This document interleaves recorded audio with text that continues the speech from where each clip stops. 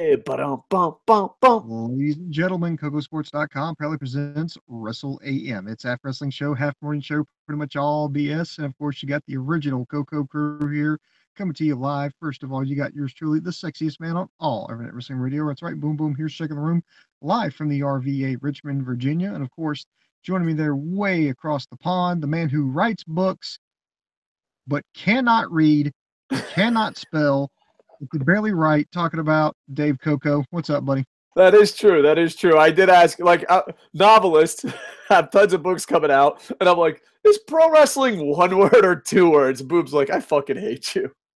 This is the cursed show, by the way. This is you can mispronounce any word. You can Dave any word. He can mispronounce it. Well, talking's not my strong suit, says the guy that used to work in radio and television. Oh, man. Anyway, this is a cursed show. There were supposed to be a lot of guests here. We were supposed to go on earlier, but James Legend got super sick. Sammy got attacked by terrorists, and now there's no internet service. And then, like, we hit up everyone else, and everyone else was, like, busy. We hit up, like, 6 people, and everyone's busy. And then as soon as we launch, there was, like, 3 messages. Like, hey, guys, I could come in. I'm like, son of a bitch. But this is a year-end awards. We've been doing this for a really long time. We've been like I went back on the website and looked back in radio. I honestly think we've been doing this for over like 15 years. So you know what? And in 2018, look, I lost a lot of weight in 2017. I got a great job in 2017. I'm rebuilding my life. But you know what? I ignored my online life. And 2017 or 2018, I'm bringing back the fucking nerd. Bringing back the nerd. I'm gonna fucking nerd up more than fucking ever.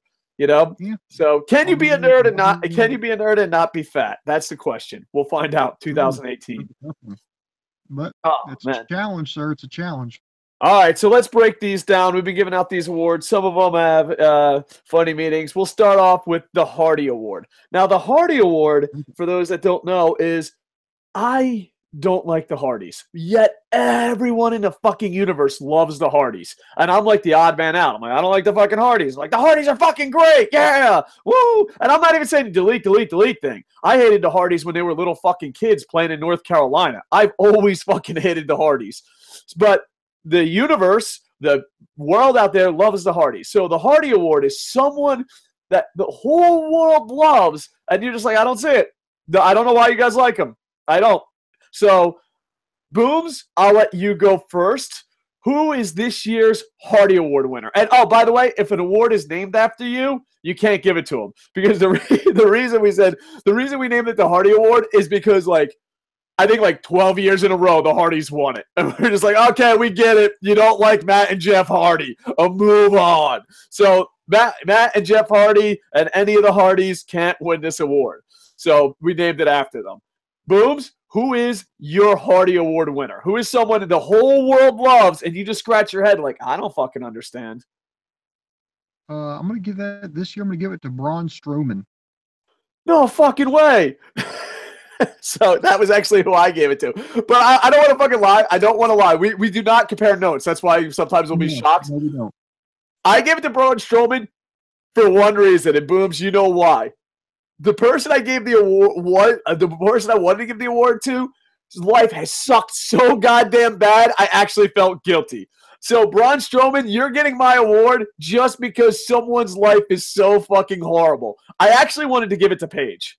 I don't understand why people love Paige, but, you know, she had Porngate, she had Divorcegate, and then, you know, and now she's, like, in a stretcher leaving Madison Square Garden, and I'm like, it's Christmas, it's New Year's, I can't give it to Paige. I wanted to so bad because I don't understand. Like, I liked Paige when she was on the Indies in the UK, and they made that documentary, but ever since then, I honestly think her career has been a huge bust. But people are like, yeah, Paige is the hottest, greatest wrestler in the world. I don't fucking get it.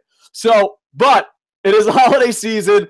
I can't give the Hardy Award to, because like I was like, the last thing I heard about Paige is like she left Madison Square Garden on a stretcher. I'm like, she might be dead. For all I know, Paige might be dead, and I'm gonna give her an award. So, Braun Strowman, you're gonna have to man up and accept the Hardy Award. I don't get it. Like, he's Kane.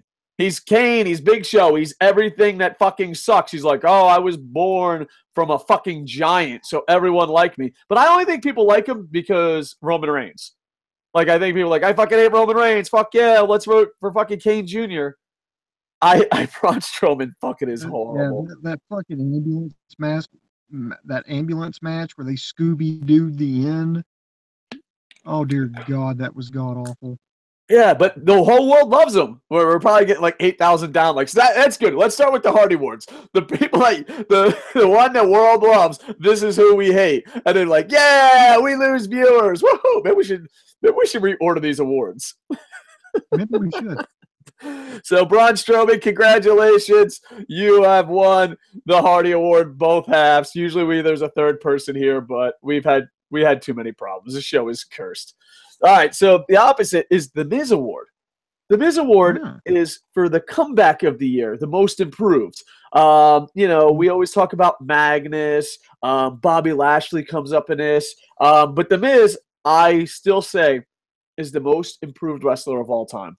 From where he started to where he is now, he's the most improved. So we can't give it to the Miz. We gave it to him a bunch of years in a row, and he just kept improving. Who is, at 2017, had just an improvement of a year? Just like, holy shit, you've really turned shit around. My pick for the Miz Award, the most improved, hands down, is Juice Robinson out of New Japan. He left NXT and basically started all over again as a young lion. Has kind of been coming into his own. This year he really showed out, and he didn't have a lot of backing. I mean, he's like just kind of like a minor member of Taguchi Japan, but I think he had a great showing in the G1. I mean, hell, he got a win over Kenny Omega. He pushed Naito to his limits for the Intercontinental Championship earlier this year, and that's what sealed it for me. It's just that he had these two high-profile matches with two upper card guys in New Japan. Not only held his own, but looked like he just fucking belonged. This guy's busted his ass. So for me, it's like it's Juice Robinson. And I agree 100%. He's just a runner-up. I got two runners-up that I was like, this was actually the hardest award to give out. Takahashi, but I just think it was my lack of knowledge. Like, I was like, everyone thought he was awesome, and I was just like, all right. Wrestle Kingdom, he was fucking amazing. Juice Robinson I almost want to give the award to him, but I didn't, because the award, the most improved, and he's had a long career, and he was one of the best wrestlers on the indies of all time. He's like the king of the indies. He was one of the greatest wrestlers in TNA. Then he just gave up on life. And he mailed it the fuck in for like 12 years. Even on this show, we just considered him dead. We talked about him in the past, even though he was an active wrestler. We're like, yeah, remember when he was alive? Remember when he wrestled? He literally brought himself back from the dead. The fallen angel, Christopher Daniels. He won the ROH. He won the ROH title. Totally fucking deserved. Way too late. I think 97 years, way too late. But on this podcast, we loved Christopher Daniels so much, and we thought his career fell apart so bad that we just kind of, out of respect, didn't mention him. We just acted like he didn't exist. We're like, yeah, his partner, his tag part, like when he's in a tag team, we're like, yeah, that other guy. Like I was the guy that thought Christopher Daniels was always better than AJ Styles. I was in the minority, but I believe that with all my heart. I've been watching him since he was the Fallen Angels on the Indies, traveling with Scoot Andrews, AJ Styles. So I followed his whole fucking career. I love Christopher Daniels. Matter of fact, one of my top, before he passed away, rest in peace. Before he passed away, he was a top 5 wrestler of all time in my eyes. I loved Christopher Daniels that much. I hated that TNA always made him lose against AJ Styles, which I thought was bullshit. But like, his career and effort and skill and everything dropped so bad out of respect. I just acted like he didn't exist. I was like, yeah, Christopher Daniels. Yeah, I used to love him. Yeah. Sorry about your loss. And this year, he just came back. And Juice Robinson is one hell of a story, and I agree 100%. But my half of the award for the Miz Award goes to Christopher Daniels. Good pick.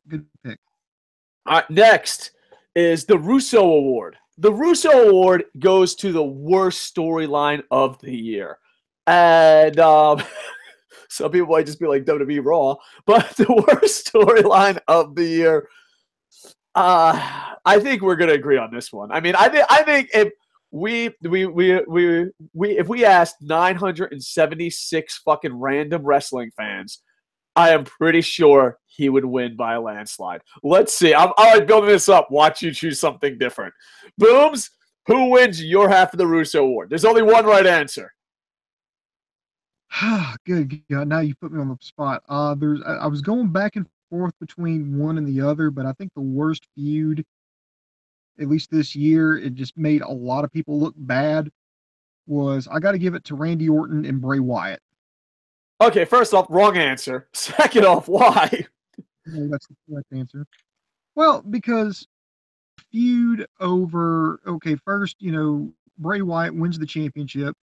He starts having this feud with Randy Orton. He loses it at Mania after this weird shit goes on in the middle of the fucking ring.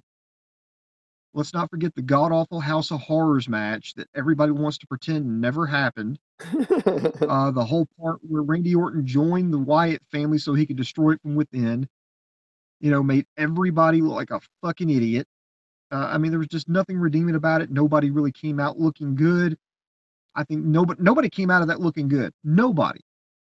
There is a dishonorable mention, and this one came really close to winning, but this was only one segment as opposed to like several weeks and months of a feud. My dishonorable mention would be, this was back, I want to say about May. It was the Bailey This Is Your Life that Alexa Bliss did. It was so bad, like the fans booed it. They took it off the highlights on Hulu. WWE took it off YouTube. It just was just so bad, so poorly executed. It made no sense. Everybody hated it, but I felt like just for the pain that you had to endure by watching it, that's what caused the Wyatt Orton fuse to edge it out, because it was just horrible. Nobody came out looking good. Everybody hated it, and nobody's really recovered from it. So what say you? There's only one right answer, and it's everything that's wrong with the world. All right? It's not even what's wrong with WWE. It's just what's wrong with the world. Everything Jinder Mahal. Everything Jinder Mahal. Just him in general. I don't know if he's a storyline. I don't know what the fuck the deal is.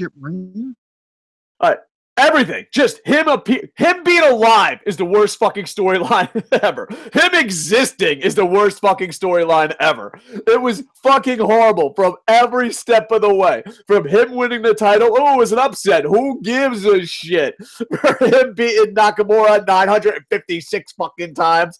From him winning a title just because he took steroids, allegedly. No days off. Yeah, fuck you. Everything about him is what's wrong with the human race. Everything. All right, first off, he's Canadian, and then they go to the Indian market, and they sacrifice everything, and India's like, yeah, we don't give a fuck about a Canadian pretending to be us. Yay! Everything. Dude, it's just what's wrong with the world. They did all that, and they only had one house show in India. They were going to have I think 3, but they canceled the other ones because of such low, or due to poor ticket sales. So they did all that. We all had to endure that championship reign for one house show in India, where Jinder Mahal lost to Triple H.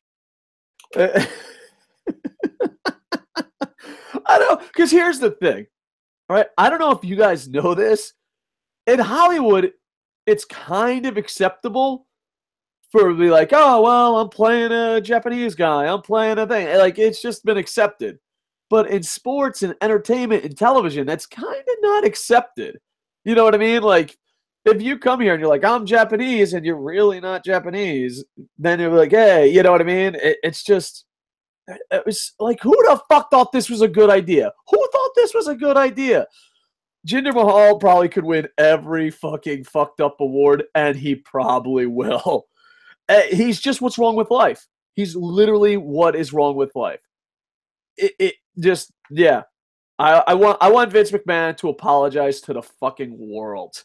I want him to apologize to a little kid in India who's fucking having hard times. You know, the Indian people are fucking great people. They work so fucking hard. I just love India. I love India. Much love. Love India with all my fucking heart. I want, on behalf of everyone that's not in India or from India, I just want to apologize. The human race is apologizing for Jinder Mahal to India. What the fuck, man? What the fuck is wrong with you fucking people? Like, and here's the thing. This is when you know, A, Vince McMahon's out of touch, and B, everyone in the creative room is a coward, is a pussy. You are not fucking men. You suck dick for money. You are prostitutes. You are not fucking writers. You have no fucking souls, and you're not good human beings. Because I know, hey, everyone needs a fucking job. Trust me, I've sold out once or twice before. But then there comes a point where you're just like, I'm going to raise my hand and be like, dear Vince McMahon, this might not be a good idea. I'll pack my things. I'll pack my things. Thank you. Good night. Good night. Like, just fuck you. Just fuck you. Everyone that could have just said something. I don't give a fuck if you were a free bird. I don't give a fuck if mommy paid for your university so that you could become a fucking writer and you failed so you work for WWE because goddamn no other soap opera will hire you. I don't give a fuck how you got there. But if you were in any earshot of this idea and you fucking didn't raise your hand and be like, this is horrible, the blood is on your heads. The blood is on your heads. Unfucking believable. Hey, we're going to go to live comments, but I want to give a couple shout outs. Edward Mohan, much love. Ole, Semi, Ole, Gary North, Chancey Bullock, Rick 1982, Demon Rocks. So much love, and we'll go maybe halfway through. We'll go through some live comments. All right, much love. I didn't mean to go on that rant, but seriously, how fucking horrible was Jinder Mahal at everything in life? I just, you know what? If I ever meet Jinder Mahal, I'm just going to ask him to fucking apologize. Not to me, to the people of fucking India, to the human race, to everything. Fucking no days off. Jesus fucking Christ. Yeah, no days off. Nice fucking chest acne. Jesus fucking Christ. Is it the fucking carrots that gave you the chest acne? All right, let's put it this way. Jinder Mahal, I will let you punch me right in the fucking face if you can pass a fucking Olympic-style testing. The invitation's out there, champ. Fucking no days off. What the fuck? Get the fuck out of here with that shit. I mean, and here's my thing. Just say you fucking take steroids. What's the big fucking deal? Like, just fucking say you're not an Olympic athlete. No days off. All right. Yeah, good luck. Good luck with that, buddy. Sure, no days off. All right. No cheat days. Okay. Sure. All right. I believe you, Jinder. Yeah. Anyway, Booms. No one cracks me up is that he has a friend that he trains with in Canada that's a UFC fighter, and they train together, and he's a legit athlete, and he looks nothing like you, Jinder. So why wouldn't your training partner look like you? What's the difference between UFC and WWE besides it being real? Well, like, give me a second. You train together. You have the same diet. He's a professional athlete. You look like you used to fucking be a dad at walking around Walmart. If you train together and he is an athlete and he doesn't look like you, give me a second. I'm going to Blues Clues this one, Booms. Let's go to the next award. Next award, please. Paul Heyman Award. That's the opposite. This goes to the best storyline. So the Russo storyline is the worst storyline. This is the best storyline. Booms. Let's pick this up. We need some good stuff, man. 2017. It's been rough on me emotionally, physically. I need some good news. Who's your Paul Heyman Award there, Booms? My Heyman Award winner for best storyline is Tetsuya Naito. His whole build up this year, particularly his run through the G1 Climax tournament. he won it, and he's finally going to get his main event at Wrestle Kingdom. It will be the main event. It will go on last. It's total redemption. You can tell I kind of like, Naito here from my shirt. I don't know if you can really see that here in the low light, but well, Okada's winning yeah, because I'm the huge Okada fanboy. Like, I know Okada's not going to win, but I'm still in denial. Like, no, what sucks about Okada maybe winning? Everything that I hate about Tanahashi, Okada has become. But I love Okada so much that I'm just putting blinders on. Like, no. I love Okada. Go on. Are you finished? so that's my pick. The head of Los Ingobernables de Japan. I'm going to go Lucha Underground story, and that's the kill shot storyline that ended at their big event. When I first saw Kill Shot, yeah, when I first saw Kill Shot, me being a former Marine, I know you were supposed to say once Marine, always Marine. Fuck that, dude. I used to run 18 miles a day. And when I was in the Marines, I hated that. I was like, wait a second, I'm waking up at 4 o'clock in the morning to fucking run. Yeah. And then, like, I used to get pissed drunk at 2, go rake up at 18, shoot a bunch of bad guys, go home, high five, and start the fucking day over again. And then some, like, 98-year-old man's like, once a Marine, always a Marine. I'm like, no. And now that I'm the 98-year-old guy, I'm like, yeah, no, former Marine. But as a former Marine, I thought the kill shot storyline when they first came out was like, oh, this is stupid. They're getting shit wrong. But just like Punisher on Netflix, I thought it was the perfect blend of comic booky, but being respectful towards the military. You know what I mean? Like it wasn't exact. It's not like you're watching a documentary, but it was one of those things where like it was the perfect blend, just like the Punisher on Netflix. It was the perfect blend of comic books meets military, and it was really respectful, and I enjoyed it, and I thought it was because when I first saw it, I was like, oh god, fucking kill shot, and I was like, oh, but then it grew on me. Just the feud and the tag and everything, how it ended was absolutely awesome. So, all right. And Booms, I'm going to give you the What the Fuck award, and Sammy might be joining us. So, hold on. Okay. What's your What the Fuck? Oh, well, first off, What the Fuck award is just the most fucked up thing that happened this year.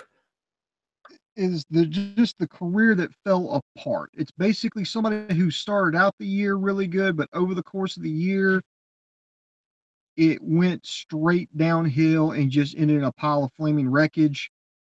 My selection for the WTF award is, if it's any indication for my feud of the year, anything, it's Bray Wyatt. He started off as WWE champion, just had god awful bad match at Mania. Just the way it ended sucked. He had the god awful House of Horrors match. Then after that, he did like a female persona, Sister Abigail, and now he's just babbling incoherently against Finn Balor. There was the whole, I think was it Mumps or was it Mono or something? It was something where he couldn't make it that match against Finn Balor, so they had to fly in AJ Styles. Then there was the whole rumor of him having an affair with JoJo. And it's just like, I mean, he's been through some bad years, but Jesus Christ, man, this year was like bad for him.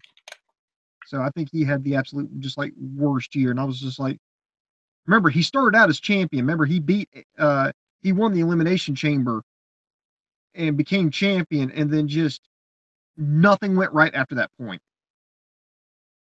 All right, mine is just Jinder Mahal. Like, how is this still happening?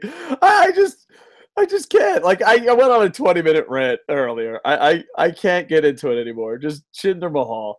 Like, the thing is, like, when he won the title and it just kept going on, I was laughing because I thought WWE learned their lesson. Like, I was like, dude, they learned their lesson. Like, why not give it to Nakamura? Japan is a bigger pro wrestling market. Japan is more fucking important. And they're like, oh, we have to get into India. Well, yeah, here's an idea. Sign someone from fucking India. I got nothing, man. Just Jinder Mahal. I'm tapping the fuck out. I'm tapping out, boobs. All right. All right, you want to go to some live comments and while we wait for see if Sammy's going to join us? Because I don't know if Sammy's listening or join. Oh, he's joining. All right, so we're going to go to some live comments while we're waiting for Sammy. Then we can actually call it the Triforce Awards like we did back in the day. All right. Edward Bowen says Dolph Ziggler. LOL. Yeah, Dolph Ziggler's had a rough year, but he's Dolph Ziggler. We could give the Christopher Daniels Award. Someone you love that's just dead. Oh my God. Let's be the first ever Christopher Daniels Award. Someone you love that's just dead.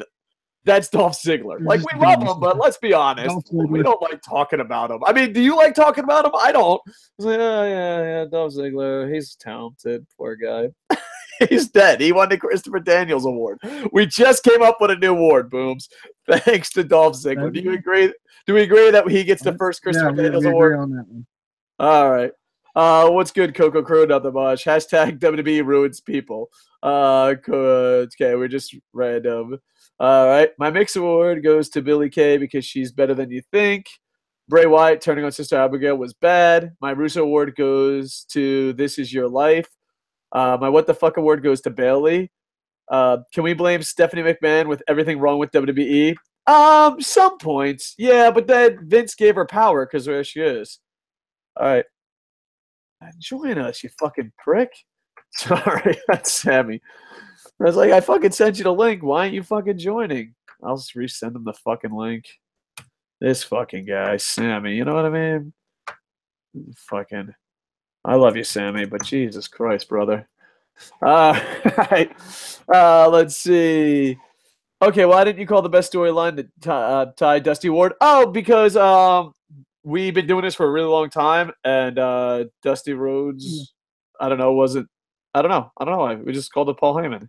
We named it after Paul Heyman. I mean, this is before Dusty Rhodes died. I mean, this is back when we started calling it the Triforce. Yeah, Dusty Rhodes was still a wrestler when we actually started this tradition.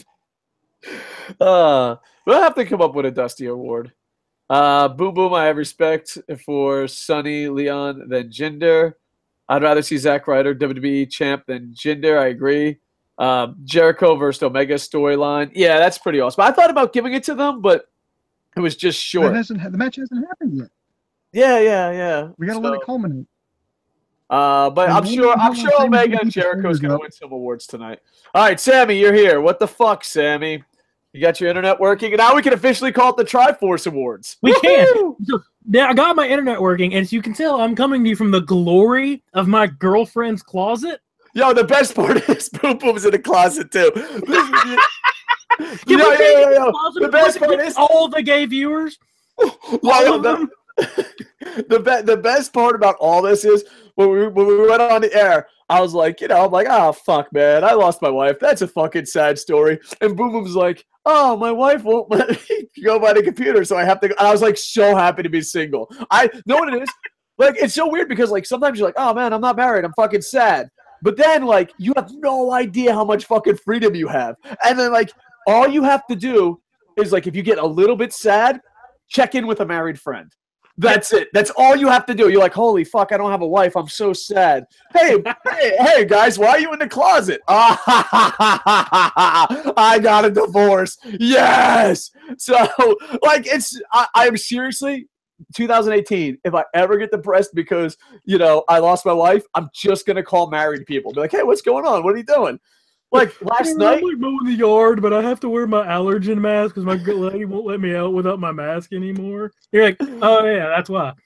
Yeah, and the best part is like for the last like 3 weeks, I've been just going out like crazy doing shit. And then like last night, I was like, dude, I just don't want to do anything. I just want to play NHL. And I was like, dude, if I was still married, there's no way in hell I could play NHL for like 10 straight hours. Hell no. I've got to watch one Devil game this year, but that's go Devils.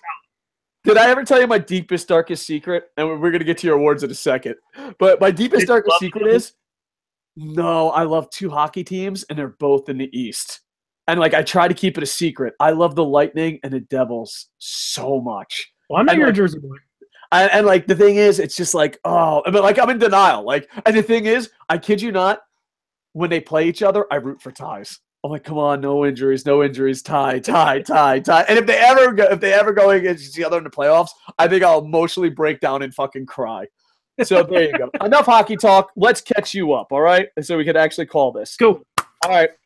The Hardy Award, the award for the guy that everyone loves but you hate. I gave it to Braun Strowman. I wanted to give it to Paige, but I felt guilty. Braun Strowman. Who's your Hardy Award winner?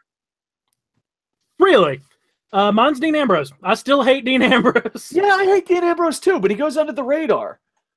I didn't hate Dean Ambrose in the Indies. In the Indies, he was the fucking man. But then he's just like, yeah, guess what? Pro wrestling's not that important. I don't try. And Vince is like, I like the way you think, kid. Here's the world. I've never liked him.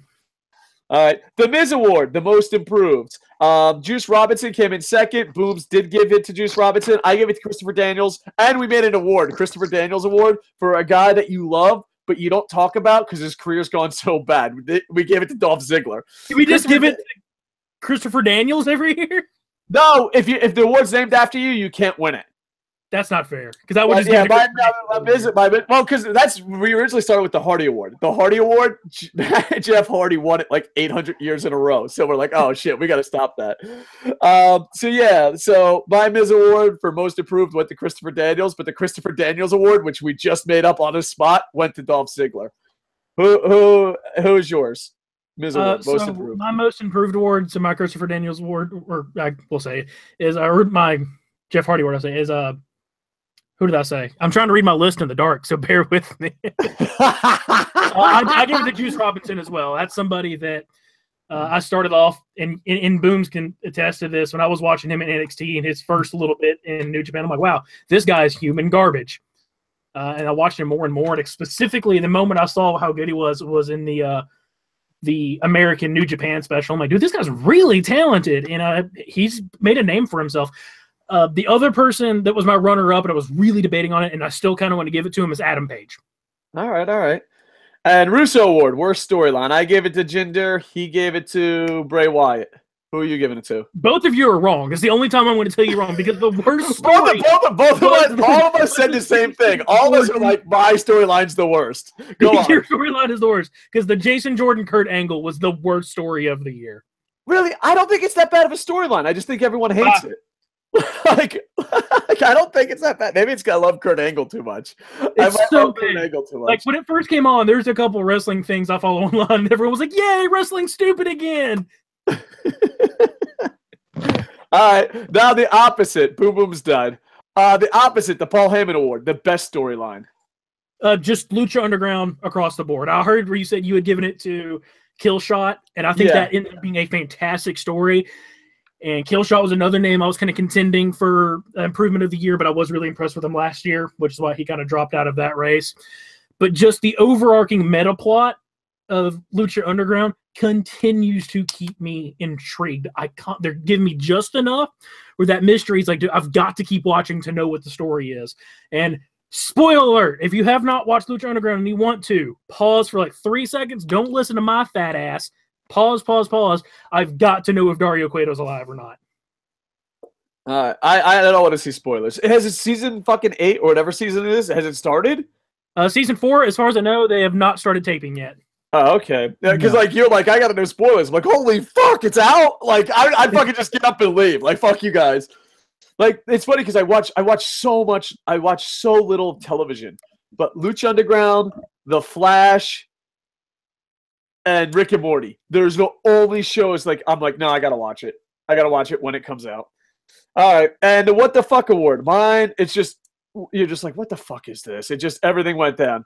Mine went to Jinder again, just because look at him. And Booms, I forget who Booms. Who'd you give it to? Bray Wyatt. Booms, your What the Fuck Award. Is Booms dead? No, we gave it to Bray Wyatt. Oh, okay. Sorry, I couldn't hear you, brother. I thought the wife killed you. And you're like, I wish I was divorced like Dave. That's what I want you to say next time she gets angry. Like, just storm off like a little kid. I wish I was divorced like Dave. He plays NHL all night and drinks way too much. I fucking come home and Booms is just like sitting whittling on my couch. Mind you, I haven't told him where I live. Just whittling like, dude, what the fuck? It's like, told her I wanted to be divorced like Dave. I'm like, you know what? Say no more, man. I got you covered, brother. All right, your What the Fuck Award. So my What the Fuck Award specifically is going to go to one superstar whose career has just went to the shitter. and maybe isn't able to come back, and that's going to be Bayley. Her entire career has went to shit. Yeah, that's a sad story. That's a great point. Like, you just made me sad. I kind of want to hug her. Like, I do too. It is not like a hug. Like, yeah, everything's great. More like, I'm sorry. So let me ask y'all this. There's something I wanted to ask y'all based off of that. Do you think this? And we've talked about this in the past. Is this one of those cases of a gimmick that works in NXT and just completely fails on the main roster, or did the main roster just not do right by her? I honestly think Vince wants them to fail. I think Vince wants them to fail. Do right by her. Yeah, it's definitely a WWE problem. It's not an NXT problem. It's a WWE problem. There, and that's what I figured. But and because I know we have talked in the past about gimmicks that work on NXT that completely botch on the main roster, a la the Ascension, Adam freaking Rose. And I'm gonna get nerd here for a second. Okay. NXT is Marvel. WWE is DC. You take that back. You don't rag on the blood of DC. The cinematic universes. Okay. Where NXT. Now, I don't want to talk comics. Let's talk cinematic universes. Marvel took their time and made everything great, and you cared. DC's like, hey, let's put Bo Dallas out there and tell a story in 10 seconds. Get it? Why isn't he over? Why isn't he over? Like, dude, Bo Dallas didn't even take 3 steps towards the ring, and they told his whole story that took like 2 years in NXT. Yep. They're like, hey, guys, there's Bayley. She likes to hug. Get it? Hey, there's Nakamura. He's Japanese, we think. That's it. Like, they literally are just like, hey. But, dude, I think there's a power struggle in the company, and Vince McMahon goes out of the way to destroy everything great about Batman. NXT. So, like, I just think, like, it's the perfect comic book universe. Not the actual printed, but the comic cinematic universes. NXT cares and loves their products. WWE made Batman v Superman. That's it. That's the fucking difference. That is the difference, folks. And I don't want to knock which one's better, Marvel or DC. That we could save that for a Koco Plays or a fucking Nerdgasm show. But cinematic universes, if you don't think Marvel tells better stories than DC, you're lying to yourself. In pro wrestling, if you don't think NXT tells better stories, if you don't think NXT tells better stories than WWE, you're lying to yourself. Absolutely. All right, next. I feel bad because we're going to go straight across the board because we refuse. Not only we, there are a very select few people that, I don't know, what's that disease when you get kidnapped and you start loving your kidnapper? Stockholm syndrome. Stockholm's. You have some fans that have Stockholm's diseases, and this is it. This is it. This is the only fucking people that love this company anymore. Everyone else gave up, and we're talking about the worst company in the world, but I'm pretty sure, I'm just going to say it. We're just going to skip it. TNA. There's no way. They don't even have a fucking name. There's no way. Like, I refuse to watch. Like, Andy Paps. I love you, Andy Paps, and you're the only TNA fan I trust. If you're like, I'm a TNA fan and you're not Andy Paps, I watch my wallet. All right? Andy Paps is the only TNA fan I trust. And Andy Paps could be like, oh my God, Okada, Nakamura, everything you love about Lucha Underground. He could be like, you have Pentagon Jr. versus Okada in a Skyfall match with lightsabers. And I'd be like, fuck you, I ain't watching. Like, I am done. You tricked me before. And I'm just done. Dude, this is the first year ever. And like I said, Booms, we got to figure out how long we've been doing this. But we've been doing it for about 15 years, give or take a couple. We've always had a TNA award since the company came out. Like, even when no one knew what the fucking TNA was, we actually scratched it.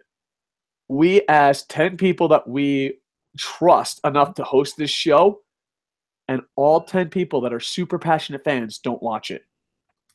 And maybe it's the best show in the world, but when you have pro wrestling fans refusing to watch it, you got a problem. Go ahead, Booms. I was going to say it's not even called TNA because remember at the beginning of the year they said, they brought out Bruce Pritchard, and he said, TNA is dead.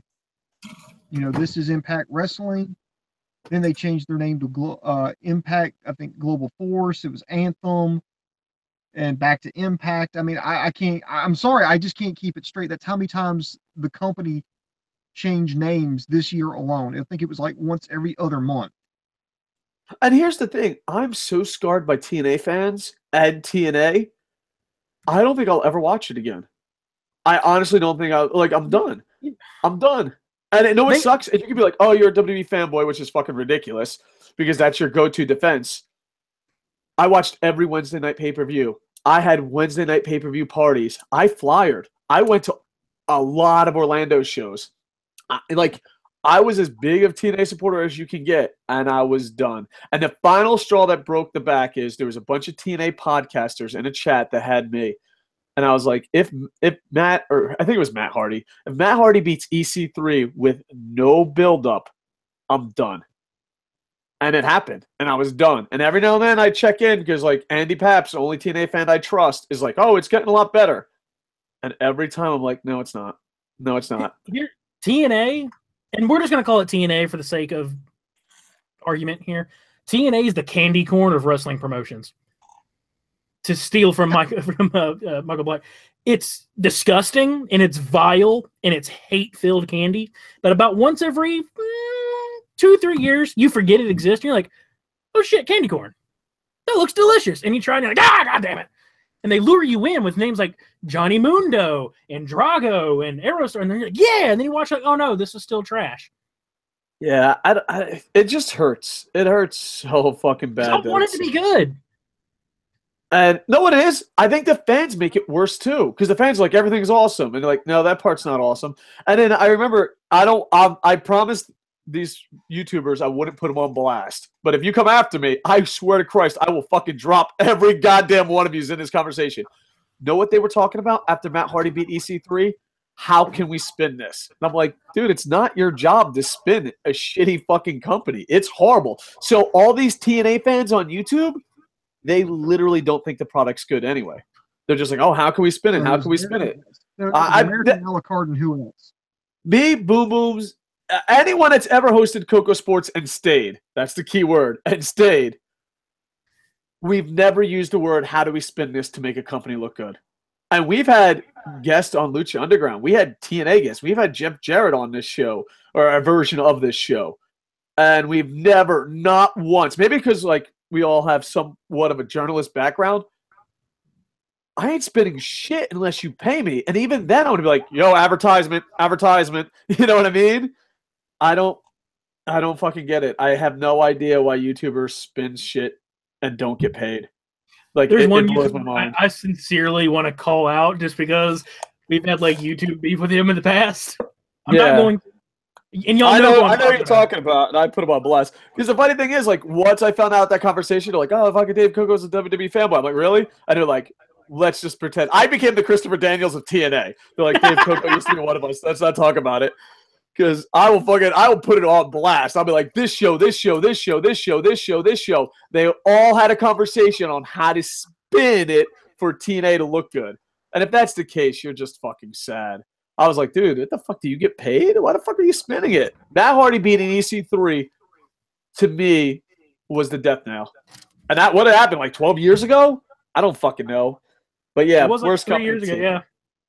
All right, this is going to be interesting because I think we all are going to agree, but I don't know. Best company. We'll start with Sammy, then go Booms, then me. But I'm pretty sure we're all going to agree. I think you're right. We all are going to agree, but this wasn't as clear-cut, boom, the right answer as it might have been for y'all. And that's nothing against y'all or even the companies that are in question. There's 3 I really narrowed it down to because each one had something that I adored, and each one has something that really, really bugs me. To much everyone's surprise, I didn't pick what everyone would expect from Sammy Sinister or El Gigante, who hasn't showed up in a long time, by the way. But I went with New Japan. Yeah, New Japan by a lot. Like, I don't even think it's close. It wasn't a lot by me. Wasn't a lot. Really? Like Underground was that close. See, and we'll get to another award in the future because that'll explain the next award. But I think company-wise, without a doubt, it's New Japan. Booms, do you agree? I absolutely agree. New Japan was my pick by a mile. They constantly delivered on the main stage. Every time they had a special event, they took care of it. Everything had meaning. I mean, you had events where the IWGP Heavyweight Championship wasn't even defended, but it still felt special. It was still taken seriously. It was not just like a phoned-in event. They tried everybody that they put on air, everybody that they put in that ring, they tried to make you care about and give you a reason to care. They made every match seem important. Even, and they constantly they did a lot of tournaments, they did a lot of events, but everything had a meaning, everything had a purpose. And when they kind of failed, they really didn't fail. It just, they kind of corrected what was wrong and they just kept moving forward. So that's what I liked about the promotion. Yeah. So yeah, it's, to me, I just think, you know what it is? Everything, because I've been a New Japan fan probably for a really long time, and I've been, besides Meltzer, I don't think anyone else has been a cheerleader as long as I have for New Japan. And everything that I dreamed New Japan to do, they're starting. And to me, that's amazing. New Japan by a lot. So there you go. And I think we got a couple Triforce winners where they got all 3 awards. TNA got all you think they're going to accept their award, TNA? So TNA wants to work with New Japan. Yeah. So best company, New Japan. Now, this is where I think we're all going to agree. Best TV show. See, I think New Japan, I'll just say it. I think New Japan is the best company, but I think Lucha Underground is the best TV show. And I think there is a difference. Landslide without a doubt. Yeah. Booms, agree? Yeah, you must have read my mind. That's what I got. I had Lucha Underground is the best TV show. I mean, the show was, it was the perfect, it was an hour long. It was it was always intriguing. There was always a reason to watch next week. They had arcing storylines. They had some fantastic matches. I really enjoyed watching it. It ended on a cliffhanger. I want to see what's happening next time. The cool thing about Lucha Underground to me, and the reason, beyond the fact that y'all know I'm a massive, huge mark and have a huge heart-on for Lucha Libre, the thing that kept me so great, it's like Boom said, it's an hour, but every single episode was must-watch. You cannot skip an episode and know what's going on the next week, much like 24. And I wasn't a huge 24 fan back in the day, but if you missed an episode, that was it. Like, you're not caught up.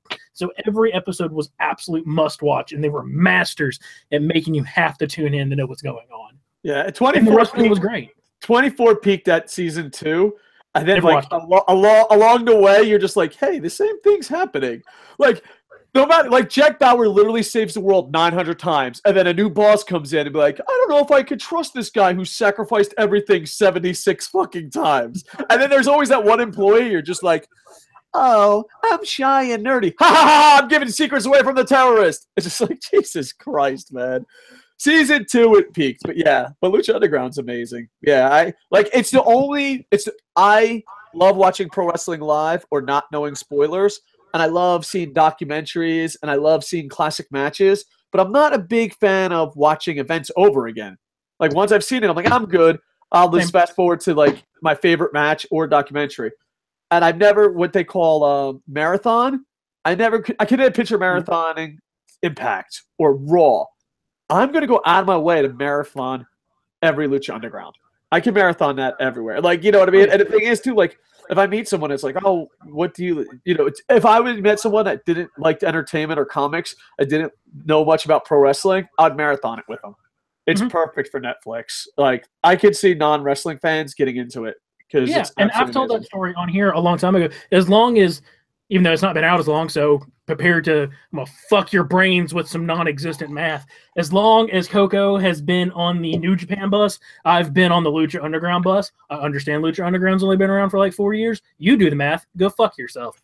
But I'll put that on in here. I had a bunch of roommates who used to live with me who didn't give a shit about professional wrestling. They didn't care at all. But they'd come in and they see Lucha Underground, and there's just something visually immediately that catches your eye about that show, and they'd be like, oh, what's this? I tell them, they'd sit down and watch it with me. It's I don't know what it is, and I've watched it hours upon hours upon hours of that show. It's different. And there's just something that is immediately striking about its visuals that catches people's attention. All right, we're going to go 3 more awards. Then we're going to take a halftime for comments, and then we're going to finish this up strong with the big awards. Joey Styles. That's the guy that feel bad because like the next award with that is like, all right, there's the shit award. The Joey Styles Award. The Joey Styles Award is the best on commentary. I never thought I would give it to this guy. So I want to see if you guys agree and if I'm out in left field. Booms, you go first. You go first. Best on commentary. It's actually Joey kind Styles of funny. I still love the Joey Styles award. I still love Joey Styles, even though that motherfucker banned me on goddamn Twitter. But still, that's a different story for a different day. The one I picked is, without further ado, I'm going with Kevin Kelly. Holy shit, me too. I thought no one would go with Kevin Kelly because I used to hate that motherfucker. Go on. Because Kevin Kelly is a guy that started out with WWE, went over to Ring of Honor, now has been pretty much over at New Japan full time. He called some amazing matches, some exciting matches, especially early in the year with Okada in his title reign. New Japan has made a big effort to do more English commentary with their product this year, and I did not realize how much I loved Kevin Kelly calling New Japan U.S. Invasion special, and they had Josh Burnett. It was just so horrible. And that really, then and there, that made me appreciate Kevin Kelly. So he's my announcer of the year. Awesome. Booms, you broke up a little bit, but we got the message. All right, Sammy, you? I'm going to break up with the traditional. Unfortunately, guys, I'm not going to go with y'all. I will say that I gave runners up for every category that I wrote down. Kevin Kelly was my runner up. All right. So he was in the hunt. He was right there. And the reason I like Kevin Kelly so much is that he is a consummate professional. He always bleeds professionalism, and he calls some great matches. But even though he didn't work a lot of the year, I still have to go with the same choice I had last year in Mauro Ranallo. I adore him. But there's very few people that if you picked them from any product this year outside of TNA and said that was the best commentator this year, I wouldn't argue. I saw awards all across the place. People were giving them to Corey Graves. People were giving them to Matt Stryker and Vampiro. And I don't disagree with any one of the choices. It's not who I would pick, but I see why people would pick them. Yeah, I think Matt Stryker's lost a step, even though I love him. I don't think he's the same. But here's the thing about Kevin Kelly. In WWE, he was a fucking joke. In Ring of Honor, he really stepped up his game. But then when he went to New Japan, it was kind of like him and Stryker took it as a vacation, and New Japan fans fucking hated it. I can't imagine, like, I haven't talked to my friends about the Josh Barnett situation, but you know it's not good because they don't bring it up. Josh Barnett got the Christopher Daniels award because Josh Barnett is like a legend here. You know what I mean? So, like, yeah, because he's a fighter. He's a fighter. Yeah, so, like, Josh Barnett's a legend here in Japan, and we love Josh Barnett. But yeah, no one brings it up. I think he might got the Christopher Daniels award. Does that mean next year we have to start the Josh Barnett award, and that's the worst commentator of the year? Yeah, but Kevin Kelly, he was absolutely horrible in New Japan the first couple shows. Like, I normally don't fucking tweet companies. Like, I'm just not. I just don't like if I don't know the person, I just don't directly tweet them. I just think it's fucking weird. That was one of the few times I directly tweeted New Japan. I was like, no. Never bring Kevin Kelly back again. It was like, I love Matt Stryker and fuck Kevin Kelly. Like, it was more professional, and I kept it short, but I was like, I love Matt Stryker, but fuck him. And I never liked Kevin Kelly. Don't bring him back. And it was like one of the few times I actually wrote a company because I was so fucking just disheartened by how much they didn't give a fuck about the biggest event of the year. And then slowly but surely, he became the fucking man, and he didn't become an ROH mouthpiece. He just became a commentary guy. You know what I mean? So I give it to Kevin Kelly. And maybe, hell, if he was a wrestler, I'd probably give him the Miz Award from just improving. But, yeah, Kevin Kelly wins it. But, yeah, I think commentary's getting better. Like, I was listening to a podcast, and I apologize for not knowing the podcast. Maybe it was you guys. That'd be funny if it was you guys. But someone was mentioning that even Michael Cole, when he's not getting yelled at, is actually improved a lot. So yeah, I said that yesterday in the show, me and Booms did, that if you let Michael Cole let him call what's going on in the ring, Michael Cole's phenomenal. He can call a fantastic match when he doesn't have to do WWE commentary. Yeah. All right, Molly Holly Award. This goes to the best female wrestler, the Molly Holly Award. You know what's funny? I used to give this award to her all the time before anyone knew who she was. Asuka. Asuka. Like, is it even close? Like, I mean, is there someone that I don't fucking know about? I'm gonna go ahead and throw it out there. I picked Asuka. Charlotte was my runner-up, but it was such a tremendous, huge gap. Boobs? Yep, Asuka, or Asuka? It's Asuka, man, because nobody is ready for Asuka. I mean, she started the year as the champion. She pretty much ended the year as the champion. I mean, she retired or left. Excuse me, got promoted from NXT, undefeated, over 500 days as champion. Destroyed Goldberg's streak. Is on Raw, and I'm just gonna say right now, she's my pick to win the women.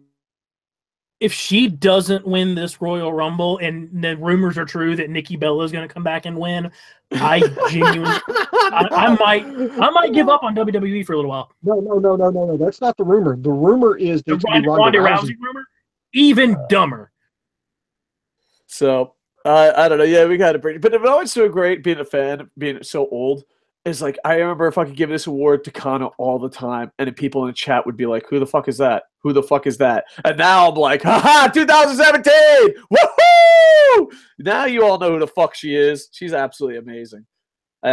Fuck you, Edge and Christian. Edge and Christian, like, I don't get it. Well, yeah, fuck you.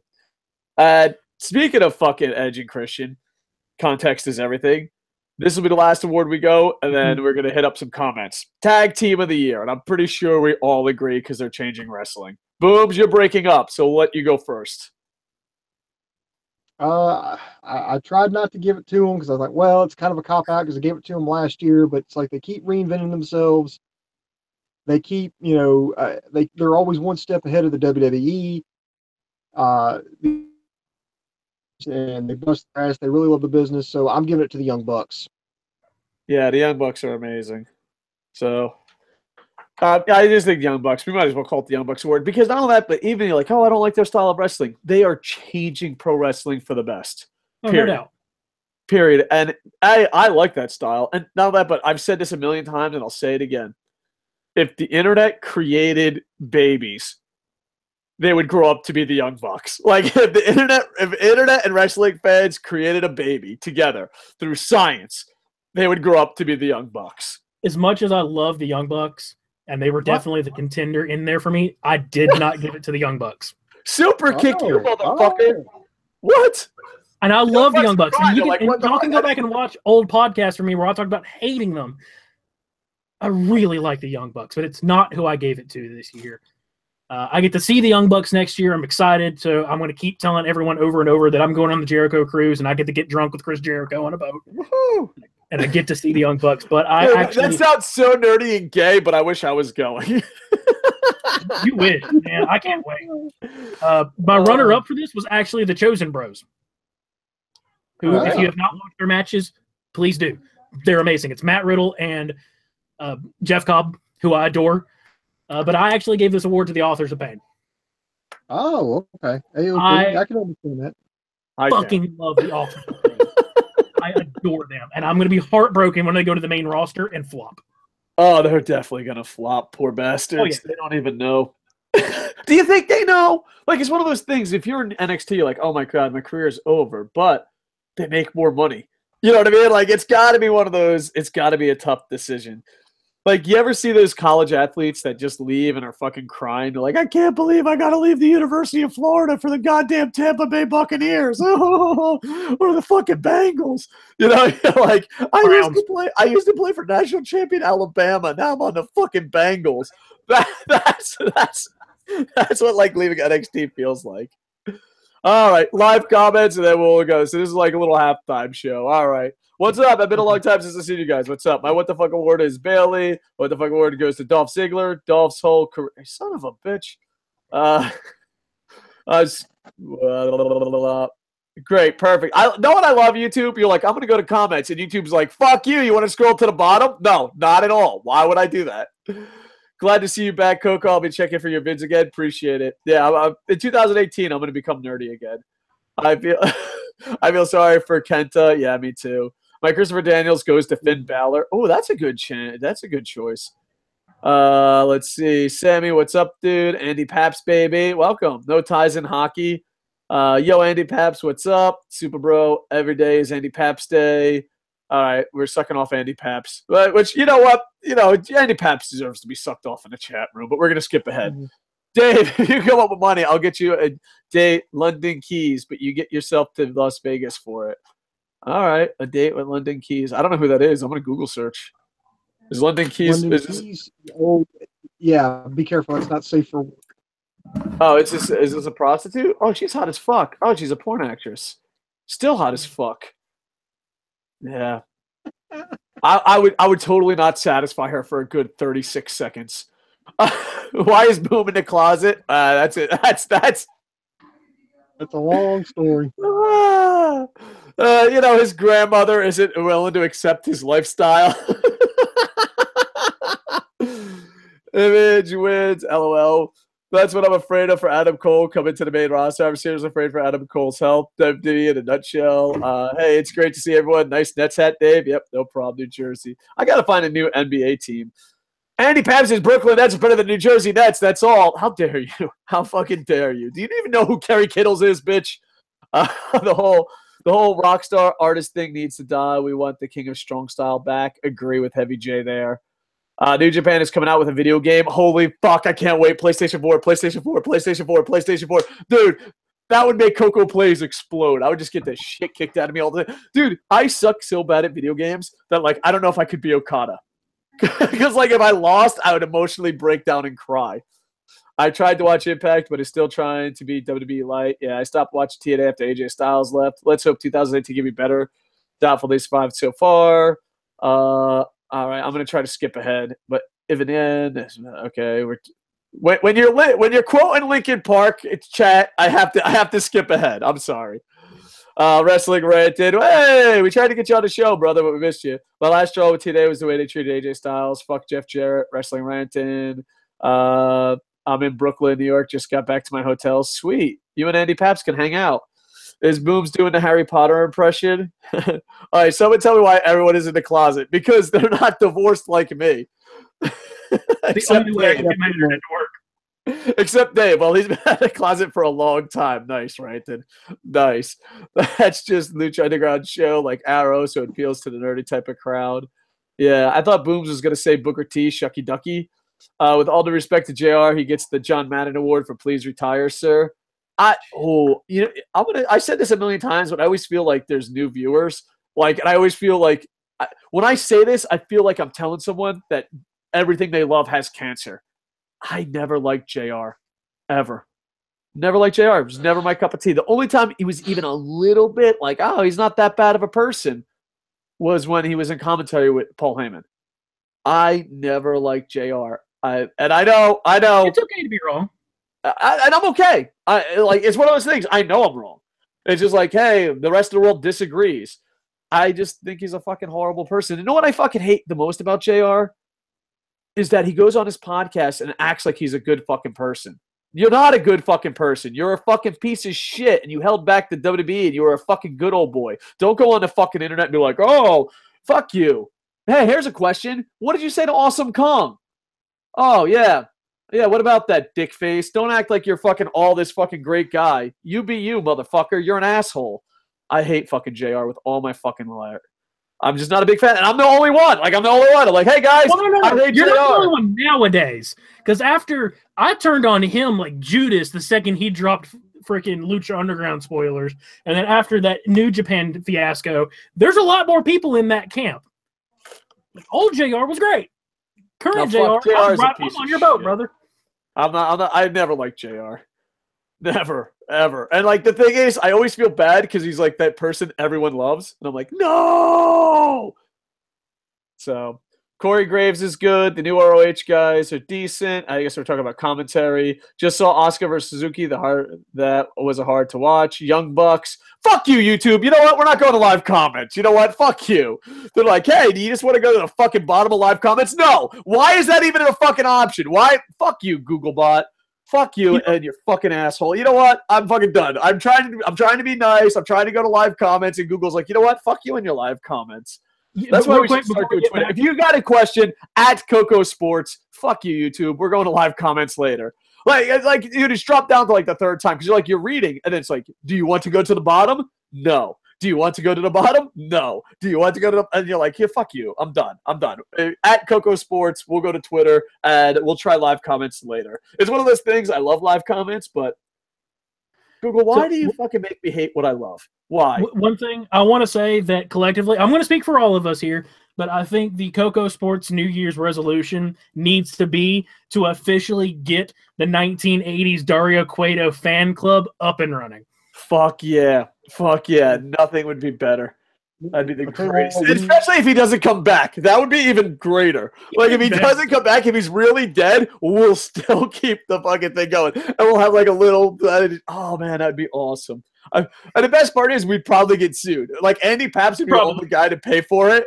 And, like, they'd be like, all right, we want $12 million because you made a fan club of a fictional character, and Andy Paps paid 6 cents for shipping. All right, well, I promise you we'll go to live comments. If you got something you really want to bring up at KocoSports, we'll make Twitter the top priority, and we'll get back to it. All right, ready? This is the companies. This is the We'll just go in order, even though next year we have to rearrange the order because the order makes no sense. Like, we put like the best awards in the middle, and then we're just like, all right, here's some extra awards because we don't know how to fucking do this. But ROH Wrestler of the Year. ROH Wrestler of the Year. Booms, you can go first. Give it to Cody. All right, Cody Rhodes. You know what? I love Cody Rhodes, but not as much as the rest of the world. I almost gave Cody a bad award, but I couldn't because I love him. But I don't love him as much as the rest of the world loves him. All right. So do you have a reason why you gave it to Cody, or just like he's Cody? It was his first world championship. He joined, he really took off with the Bullet Club. He had great matches with, he's got a great match coming up with Kota Ibushi. He had a good match with Okada here in the United States. He teased a little dissension amongst the Bullet Club, especially with the Elite, which is something I think still kind of brewing in the background. Really helped out Ring of Honor. Kind of brought them to the forefront with a big name. Had a pretty good run as champion. The whole Kiss the Ring. Plus Dalton Castle beating him meant so much more. Not only did Dalton Castle win the champion, he beat Cody Rhodes. It's like, holy shit! Not only did he win the championship, but look who he beat. So that speaks volumes for Cody. All right. So there you go. Sammy? So even though I'm wearing a Bullet Club shirt right now, I almost gave this to Cody. Even though the one thing I'm going to say about Cody is, as much as I've adored him and I've loved him on the indie scene, especially with the Bullet Club, here the last couple months, it barely feels like he's a member of the Bullet Club. Like, he has no Bullet Club on his gear. Felt like he was a member of the Bullet Club, but then again, that's coming from a Chaos guy. He needs to feel like he's in the Bullet Club more. Like, there's nothing on his Titantron. There's nothing on his gear. He just needs to feel like he's more part of the Bullet Club. And I adore Bullet Club. But that being said, I'm going to give this to Dalton Castle. I'm a huge Dalton Castle mark. I've watched that DVD so many times. I adore him. That delayed German suplex is amazing. And my girlfriend is infuriated with me because every chance I get to put it into a sentence, I'm like, babe, I was talking to my boss the other day. He was saying that sales are really going to go up. That he's really happy that Dalton Castle's the current Ring of Honor heavyweight champion of the world. And she gets so fucking mad at me. I had thrown it into every comment. Like, I was texting her this morning because I got a new job. And I sent her a picture of my son going like, yay, Dad, or like, happy, good morning. And then immediately after that, it's like, he wants to tell you something else, baby. And she's like, what's that? And I sent him a picture. I sent her a video of him going, Dalton Castle's the current Ring of Honor heavyweight champion of the world. She's like, you're a motherfucker, and I'm going to break up with you. That is the most amazing thing I've ever fucking heard in my life. All right, now I have to decide Cody or Dalton Castle or someone else. Dalton Castle. The thing is, the fucking suplex is the sexiest fucking thing ever. If fucking loving that suplex is wrong, I don't want to be right. The suplex, I know that, but like, he's a character that can wrestle, and you never thought you would never think he could succeed in Ring of Honor. You're like, he's such a great character, but the reason why he succeeds in Ring of Honor is because he's such a great fucking wrestler. Like, that's what WWE is missing. WWE is missing the idea of you can have characters and they can wrestle. Like, I know, like, he's a character. He doesn't have to wrestle. He's a wrestler. He doesn't need a character. It's like, Dalton Castle's like, fuck you. You can have a character. And the thing is, dude, he's so fucking entertaining. He is beyond entertaining. And that fucking suplex. I remember seeing that suplex. For the first time, and I was like, holy shit, that's fucking amazing. And then I was like, do you think it was just a fluke? And then I started watching his matches, and he does it all the fucking time. And I'm just like, holy shit. He's a moose. I know. It's a fucking amazing. And Dalton Castle wins it. So he only gets 2/3 of the Triforce. My soul, because I'm Bullet Club for life. But it has to be Dalton Castle. I'm going to get a Dalton Castle cert for my birthday in a week or two. And I actually remember the very first show I ever did with Koco, where it was just me and him. He said the 2 things you have to do to make me a happy wrestling fan, sexy-ass suplexes and sexy-ass arm bars. And I have never forgotten that. Yes, because there's nothing. There's nothing. That's my suplex and double bombs for me.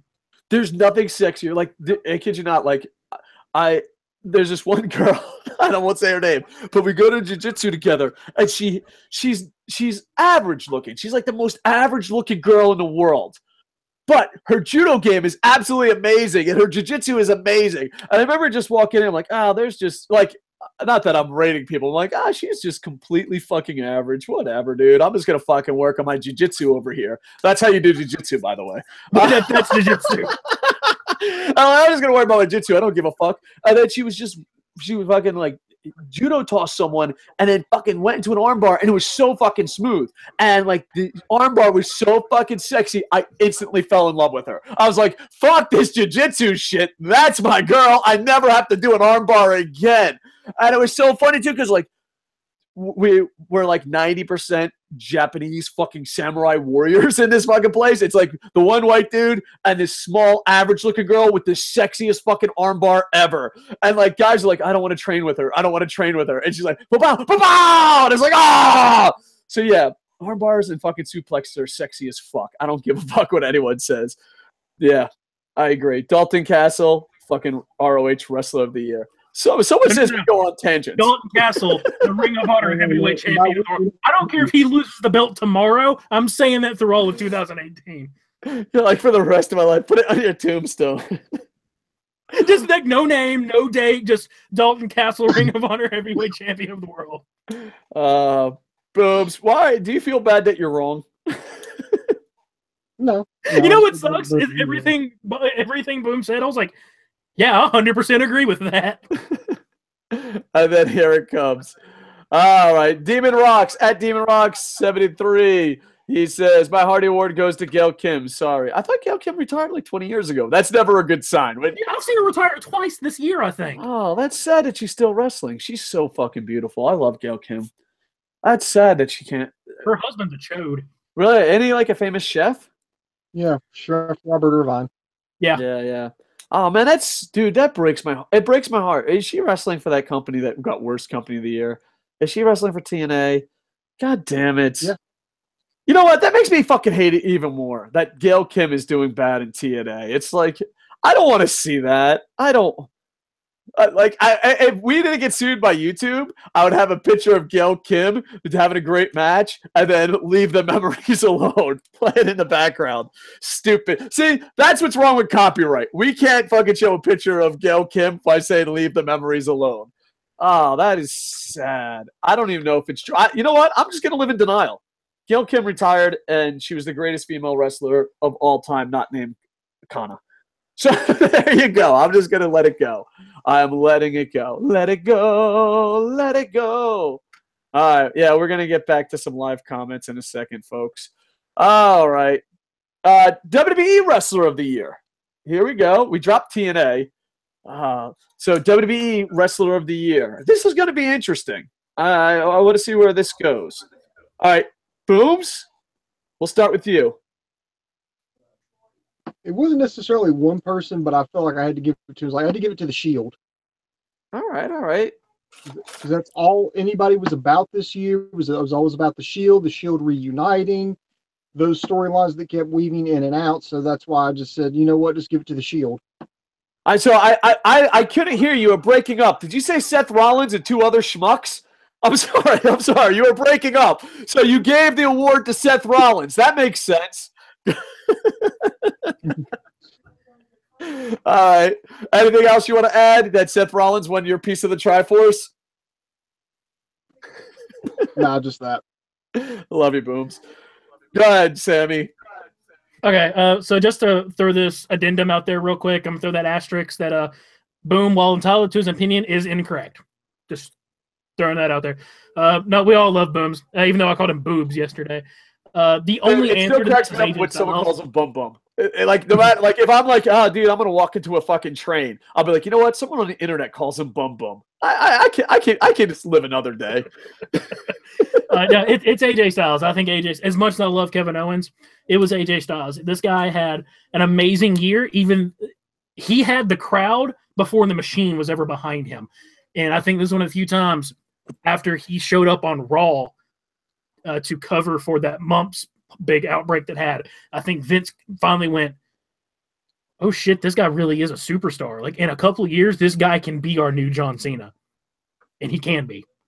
I have no doubt in my mind. He's a John Cena that can work better than him. Kids love him. The back loves him. The other wrestlers love him. The difference is we all love him too. He is that talented and that good. So to me, it like as soon as I saw that on here, it's like it's AJ Styles and there's no other choice.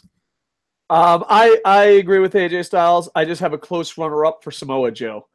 I think it's a close runner-up. I want to Samoa Joe just because we both love Samoa Joe. Yeah, but I watched AJ Styles in NW Wildside, IPW Hardcore. I've seen AJ Styles wrestle in front of 10 people. I've literally been there since almost day one of his career. And never in my wildest dreams would I say WWE Wrestler of the Year AJ Styles. I never thought I would say that in my life. And it's absolutely amazing. And no one deserves it more. And hopefully they don't fuck it up. I mean, think about it. AJ Styles on the Indies. Did you ever think he'd be WWE Wrestler of the Year? AJ Styles in Ring of Honor. AJ Styles in TNA. AJ Styles in New Japan. Like, what a fucking career that guy's had on talent alone. This is how influential he's been over barely 2 years, is that he has put on so many great performances in.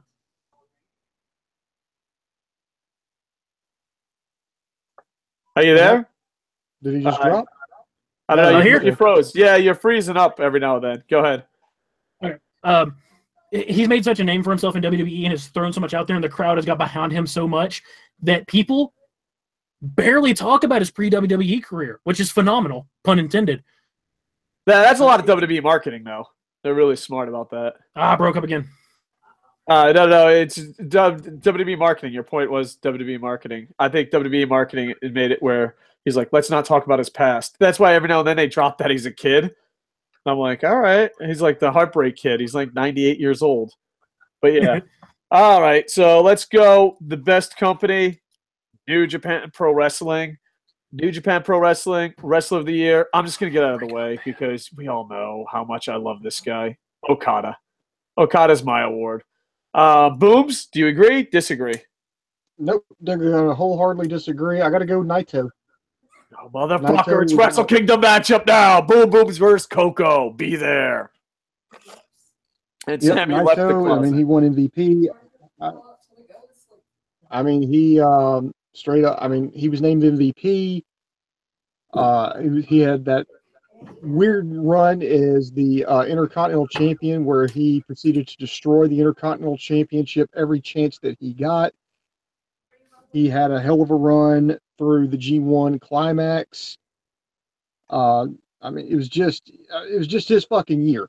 I mean, I think this whole year was basically setting up Okada and Naito to be the immovable object meets the unstoppable force. Yeah. Sammy, New Japan Wrestler of the Year. I got Okada, he's got Naito, and I think you're frozen. Oh, no. Yes, he's Princess Elsa right now. He's frozen. Yeah. I agree with Dave. Hold on. Let's put him up on the screen frozen. Now he's gone completely. That sucks. Oh, no. See, when he's small, you can see him, but when he's big, he's not there. That's sad. I was going to voice in his answer. I agree with Dave. Dave is so smart and good looking. He smells wonderful. Okada for New Japan Wrestler of the Year. Oh, man. Hopefully he comes back. Look how handsome he looks in his frozen state. I feel like he's a statue. That's sad that you can't see him, but he goes big. All right, so you know what? I think this is the most technical difficulties and the most fucked up award-ending show we've ever had. All right, well, he's gone. Oh, he's back. Let's see if he's. Are you there? Okay, yeah, I'm back. Sorry, I had to deal with a heartwarming moment next door, and then my internet was acting up. Gotcha. Is it one of those heartwarming moments that I'm glad I'm divorced, or was it like a legit heartwarming moment? No, it was legit heartwarming. My girlfriend's trying to put the kiddo to sleep, and he's treating her like mom, so she's being super happy. Oh, that's the most fucking adorable thing I've ever fucking heard in my life. All right, New Japan Wrestler of the Year. I picked Okada. He picked Naito. Who you got, Mr. Bullet Club? Omega. Really? Yep, and this is somebody that hated Omega 2 years ago. Well, here's the thing. Kenny Omega was absolutely amazing, and he won the Christopher Daniels Award when he was doing comedy shit, and then he became the leader of Bullet Club, and he's like, guys, remember I was awesome? I'm like, I don't remember. And then he showed us. I'm like, holy shit, he's awesome. Here's the thing, and I want to ask your perspective from this, and I know Booms is. It's kind of weird. Like, we all fit three because I'm a Bullet Club guy. He's a Los Ingobernables, and you're a Chaos guy.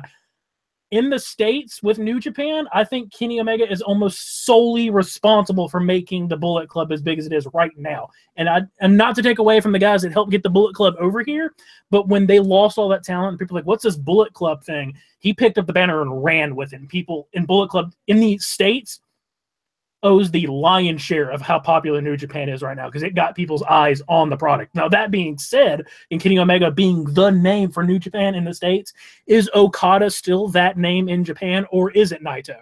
Because you're in Japan, that's why I asked. This is hard because I'm such an Okada fanboy, but I think Naito's way more popular. I think, you know what it is? It reminds me of, remember when Okada should have beat Tanahashi? It has that feeling that Naito should beat Okada. Like, I think I was so pissed when Tanahashi beat Okada at that Wrestle Kingdom where he shouldn't have. And I now love Okada. Well, I've always loved Okada. That's not a secret. But I love Okada. If some fan was outside the Tokyo Dome ranting and raving like I did about Naito losing to Okada at this year's Wrestle Kingdom, I'd be like, I completely understand as Okada super fan. You know what I mean? Yeah. I'm with you because I'm pulling for Okada in that match. Not that I dislike Naito, but there's just I don't know what it is. There's something about him that doesn't appeal to me. And I think I love him with all my heart. It's just Okada's at a whole other level of my fandom. You know what I mean? And I have like a problem. Like if someone in the comments is like, "Oh, Dave loves Okada too much," I don't even argue it. I'm like, "You're absolutely right." Like I even pre-warned, like, "What's your opinion of Okada? What's your predictions?" I'm like, "Okay, let me tell you, I have a problem." You know what I mean? Like I just have to be honest. I have to be honest. So like, oh, Wrestle Kingdom predictions, who's gonna win? And be like, okay, I just want you to know I have a problem. I am seeking help, but I am rooting for Okada. Yeah, all right. Next, overall wrestler. Oh, one more thing before we go to overall wrestler of the year. The thing about Kenny Omega is, I think.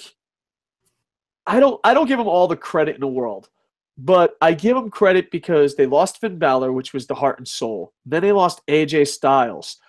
And then Okada, not Okada. Sorry, I got Okada on the brain. Then Omega, who had probably the shittiest year of his career. Like, absolutely shitty. I was so pissed he joined Bullet Club. I was so pissed he was a comedy wrestler. That was a shitty fucking year. And all you Bullet Club fans are like, oh, I love Kenny Omega. If you can't admit that, you have a problem like I do with Okada. All right? It was the shittiest fucking year. And then they're like, well, who's they going to get? They thought they would get some free agent. And then out of nowhere, it's Omega. And we're like, dude, are you fucking for real? Like, I remember people laughing, like, all right, Bullet Club's over. It's a nice run. You know, like, that was the legit Japanese super fan response. Like, Finn Balor, AJ Styles, Omega? This guy shoves fucking flags in each other's ass. Are you fucking for real? And Omega's like, hold my beer. I got this. And he fucking was beyond amazing. Like, and the thing is, I remember, too, like, I was like, you ever see Major League? where like the Indians fan, I don't know if it's one or two, but the Indians fan is like, you guys fucking suck. Like that's how it was with Omega. Like as soon as Charlie Sheen comes out to Wild Thing, we're like, he's back. I just remember going Bullet Club, be like, Bullet Club is over. Omega fucking sucks. He's not what he used to be. And then I hear like the Wild Thing music and I see what he's doing, and I'm like, Omega's back. He's fucking back. No, I still give it to Okada because I got problems. That's fine. And that's what I was saying about Omega. You know what? We'll keep going. All right. Overall wrestler of the year. Fast, friend, you're forgetting a couple of promotions. You got to forget. You're forgetting Impact. You're forgetting NXT. Oh no, we dropped Impact on purpose. Lucha Underground and NXT. Then I skipped those by accident. I'm sorry, Lucha Underground. Sorry, NXT. I really did mess up. TNA, no, that wasn't a mess up. We literally, no one watches you except Andy Paps. Matter of fact, Andy Paps. Oh, Andy Paps is banned on Twitter. I don't know why. That's got to be a story. Andy Paps, send me on Facebook who our TNA Wrestler of the Year is. And we're not even giving it a Triforce Awards. We're just going to give it from Andy Paps Award. The Andy Paps Award goes to the runner-up Andy Paps Award.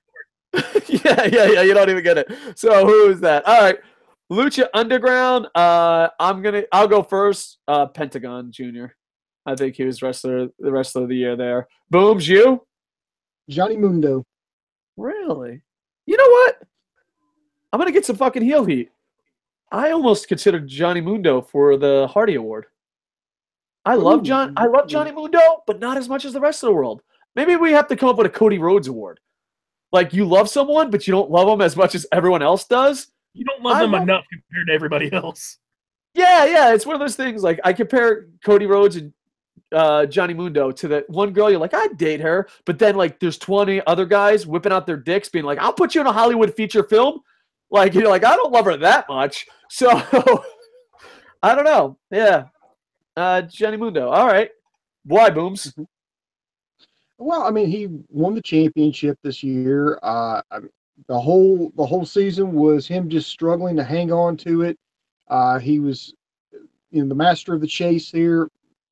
Was fending off all challengers. Was finding a way to, just to kind of slip past the competition. But when it came to show up, particularly his matches with the Mac, and also at the end with Prince Puma. At the end, I mean, he could really. I mean, he was a chicken shit heel, but yeah, he could actually wrestle when he had to. And I just really think like he got the ball and he ran with it. All right. Sammy, I know this is we should have went to Sammy first because this is the product you love the most. I apologize. Who's going to pick? Who you got, Sammy? Y'all know it's going to be Pentagon Jr. I am to Pentagon Jr. what Koco is to Okada. Like, I love him way more than I should. People are like, hey, he's all right. I'm like, no, you're wrong. He's the best ever. Like, dude, I like him. Yeah, but not enough.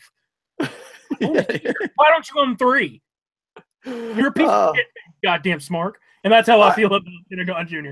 All right, so hold on. Boom. Who's your super crush? Because mine is Okada. His is Pentagon Jr. Who's the wrestler that, like, you have to warn people how much you love them when you hand out awards? No, I really don't have that. I mean, not that huge of a man crush. All right, what about a women crush? Is there someone that you, like, refuse to be like, they're not bad? Like a Kurt Angle or CM Punk in their prime? It's Bailey. Bailey. I put in the chat. Bailey's getting beat up. Boom. Poor guy. All right. You had something else to add, Sammy? No. Pentagon Jr. is the greatest luchador in the history of forever, and I wish he was president of Lucha Libre. And all right. The Andy Paps Award is officially in on Facebook. We do not watch TNA, and we don't trust any TNA fans except Andy Paps. So Andy Paps, we're not even calling the TNA Impact Award. We're renaming the whole fucking company Andy Paps. This is the Andy Paps Award, and he gave runners up. 3rd place, Eddie Edwards. Dude, they almost got me to watch when Eddie Edwards won the title. They almost got me to watch. I was like, there was a couple in there. It was good. All right, 2nd place, runner-up, EC3, and I love EC3. I think that's the thing I miss the most about TNA. I just, EC3, please leave so I can watch you again. And number 1, and I was sad because he was so awesome in Ring of Honor. Now I don't get to watch him anymore. The Andy Paps Award winner for a company we renamed Andy Paps, and fuck it, why not? They renamed the company a million times. Is Moose. All right, so there you go. So TNA fans, don't be mad. We gave out your stupid Andy Paps award. Sorry, Andy Paps. Maybe I should word that. By the way, I genuinely had a dream because me and Booms talked about it a little bit yesterday, where the Lucha Brothers showed up in New Japan and became the Bullet Club's new junior heavyweight tag team guys, and I think I woke up with a heart on. Nice. So there you go. All right. So next, NXT wrestling. This is hard because do you count guys that moved up? Man, this one is hard. Booms, you started off because this one's tough for me. Yeah, and I came unprepared. I started to think about who had the most impact over the course of the last year, and it really wasn't one person; it was one faction. So I gave it to Sanity because you had Nikki Cross really stepping it up in the women's division. She had some great matches, particularly that I think it was like it was the 4-way, and then it had the Iconic Duo and Ruby Riott in there. She had a great match against Asuka. No, was it? No, it was Ember Moon. No. It was her feud with the Iconic Duo. She did. I think she had a run there with Asuka, but then you had Killian Dane, who really started to impress me because when he first came out, I was just like, "Who the fuck is this fat motherfucker? Shave your goddamn back." And I was like, okay, he can go a little bit. Okay, he's using the one-wing angel, but that's okay. And I was like, okay, he can move for a big guy. And then Alexander Wolf, who went from virtual fucking obscurity to now, to a tag team champion and took one hell of a bump at War Games. And then you had Eric Young, who masterminded the whole goddamn thing. I mean, just from the start of the year to the end of the year, they were always in the mix. It was always a high profile. Every one of them made an impact in some division or another. So I was like, I know it's probably a cop out, but I had to give it to Sanity. I think they were definitely the MVPs of NXT. Awesome. I'm having a battle. I'm just looking at the thing. I don't know. It's tough because I'm either going with Bobby Roode or possibly Nakamura because I think they were absolutely top. Oh, I don't disagree. I don't disagree. Yeah, I don't know which one I'm going to go with. I'm going to go with just because, dude. All right, you want to go with Bobby Roode. Well, no. Here's the thing: Bobby Roode and Nakamura. I consider like, oh, who should I go with? But girl at the dojo who has sexy arm bars likes Nakamura, and the queen, my daughter, likes Nakamura. So the ladies in my life, okay, not all of them, but the ladies in my life are all Nakamura fans. So I'm going to go with Nakamura, being like, hey, baby, look at this podcast. Would you like to give me an armbar? And then my daughter, dude, I remember my daughter, it was so funny. I got, because like I covered Nakamura for his whole career, so they gave me a gift box. It was like just all Nakamura WWE gear. My daughter walks, because she used to go to school in my neighborhood. My daughter walks in and goes, what's this, a Nakamura box? And I was like, yeah, the people of Nakamura, they sent me for covering it on his way to WWE, so they just sent me a box of Nakamura stuff. And she's like, that's cool. Literally picks it up and leaves. That was the only conversation we had. She walked, I don't know, like, and the thing is, I didn't know why she came. She was just like, oh, I'm headed off to school. Thought I'd see you, Dad.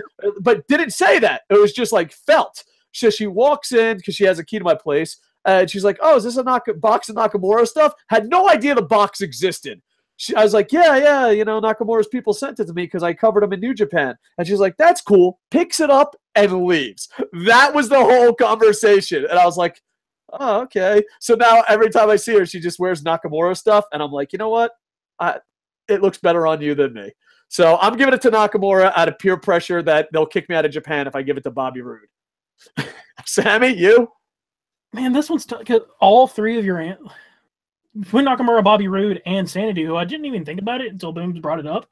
Those are all great answers, and it's really hurting me to pick, but I think, and this might be a cop-out answer just because it's who's my favorite there, not necessarily who I think's the best, but I'm going to pick Aleister Black. Oh, crap. Okay. Demon Rocks brought up something. Was Asuka in 2017? She was there, too. Yeah. Oh, we really fucked the ball on that one. We gave her Women of the Year, though. Let's give it, because Asuka was the one person that Triple H was on record of saying, you can take this person, you can take this person, this take person. You cannot take Asuka from me right now. He fought hard. All right, so there you go. There's our NXT awards. All right, next, overall wrestler of the year. And this might shock some people, but go on. Booms, who's your overall wrestler of the year? Okada. I mean, he had constant 5-star match. Hell, I have fucking 6-star match. Him and Omega broke the goddamn Meltzer scale. He had a great match with Suzuki. He had a great match with Tiger Mask W, basically, aka Kota Ibushi. He had a great match against Evil. He was looking epic in the G1 Climax tournament. I mean, just every match he did, I mean, just turned to fucking gold. So, I mean, just he was consistent from first of the year to the end of the year. I love his style. I hope WWE doesn't ever take him, but yeah, got to give it to Okada. Oh, really? See, that's so weird. Booms, I love you. Sammy. Kenny Omega. For the exact same reasons that Boom said for Okada. Okada's my runner-up. I'm going to throw that out there. I think he is the face of that brand, and I can only assume that he is beyond superstar status in Japan.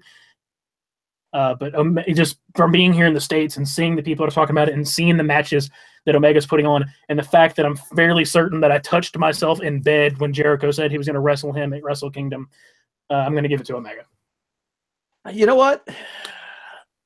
I have to say this, and I justified it. I want to apologize. I'm giving it to Omega too. And the reason I'm giving it to Omega is because the way Hold on. I'm going to need somebody to go to Japan and make sure that Dave is okay, because clearly there is something fucking wrong. Because in New Something Japan, is wrong, and this is not the real Dave Koco anymore. This is not him. He is now. You're a Cylon. That's what you're a Cylon. Yeah. Well, maybe I was texting earlier. Maybe someone's blackmailing me. No, I'm just kidding. But no, I think Okada is the best in New Japan, and I think there could be an argument if Omega. But I think people that make the argument of Omega being the best in New Japan are foreigners. I don't think like anyone thinks Omega is the best in Japan. You know what I mean? But Omega is more than New Japan. Omega goes to Ring of Honor. Omega goes to Pro Wrestling Guerrilla. Omega travels the world. And Okada started doing this, and it was hard because when Okada went to Australia, learning English, carrying my favorite company, it was hard. And that's why I don't like giving the overall award to someone that already won a company award. So that was kind of like I was spoiling that I gave Okada because he's the best in New Japan. But I think Kenny Omega is the leader of a worldwide phenomenon, a t-shirt selling machine. Yeah, a t-shirt selling machine, and is something I love in Okada in New Japan. He's opening the world to see that. You know what I mean? So even though I think through him, they're able to see your man lust for Okada and why. Yeah. So even though I think Okada is the best wrestler in New Japan, you know, and I do love New Japan and I do love Okada, this was overall. Overall, I think the best wrestler in the world right now is Omega, because even though Okada started traveling, it's still, you know, like when Okada goes to Ring of Honor, it's like, oh, there's a New Japan guy. When Okada goes to Australia, oh, that's the New Japan guy. But when Omega goes, they're like, oh, that's Omega. You know what I mean? That's Kenny Omega of Bullet Club. So I'm giving overall to Kenny Omega, even though I love Okada and think he's the best wrestler in the world. I think Omega is up there, and he's opening so many doors to the rest of the world. So, yeah. It was hard for me to admit that. It was hard. It was hard. I think a little bit of Koco just died. A little bit did die. So hopefully you guys. Take a little piece of my heart now, baby. We're gonna do 3 more awards, and then we'll go to some live comments. But I just want to go to Twitter, because I would say Twitter would get top priority at KocoSports on Twitter. Shawn Michaels, AJ Styles, CM Punk, Finn, Cody, Ospreay, and Dalton Castle. My 5 wrestlers of 2000s, 2010s. Did he say okay? Okay. I think Shawn Michaels' prime was a little bit earlier than that, but I understand. This is all from Demon Rocks at Demon Rock 73, and we will be doing Stump the Idiots. So if you got any Stump the Idiots, at KocoSports, and I'll make individual videos of it. One more, I bet you in 2018, Toni Storm will be bigger than she was last Year and Stardom hit it big in the USA, and I hope that's right. My NXT Wrestler of the Year is Asuka, and I feel kind of dirty that I didn't give it to her, but she won the Molly Holly Award. I hope she forgives me. Mhm. She follows me on Twitter. That's my claim to fame.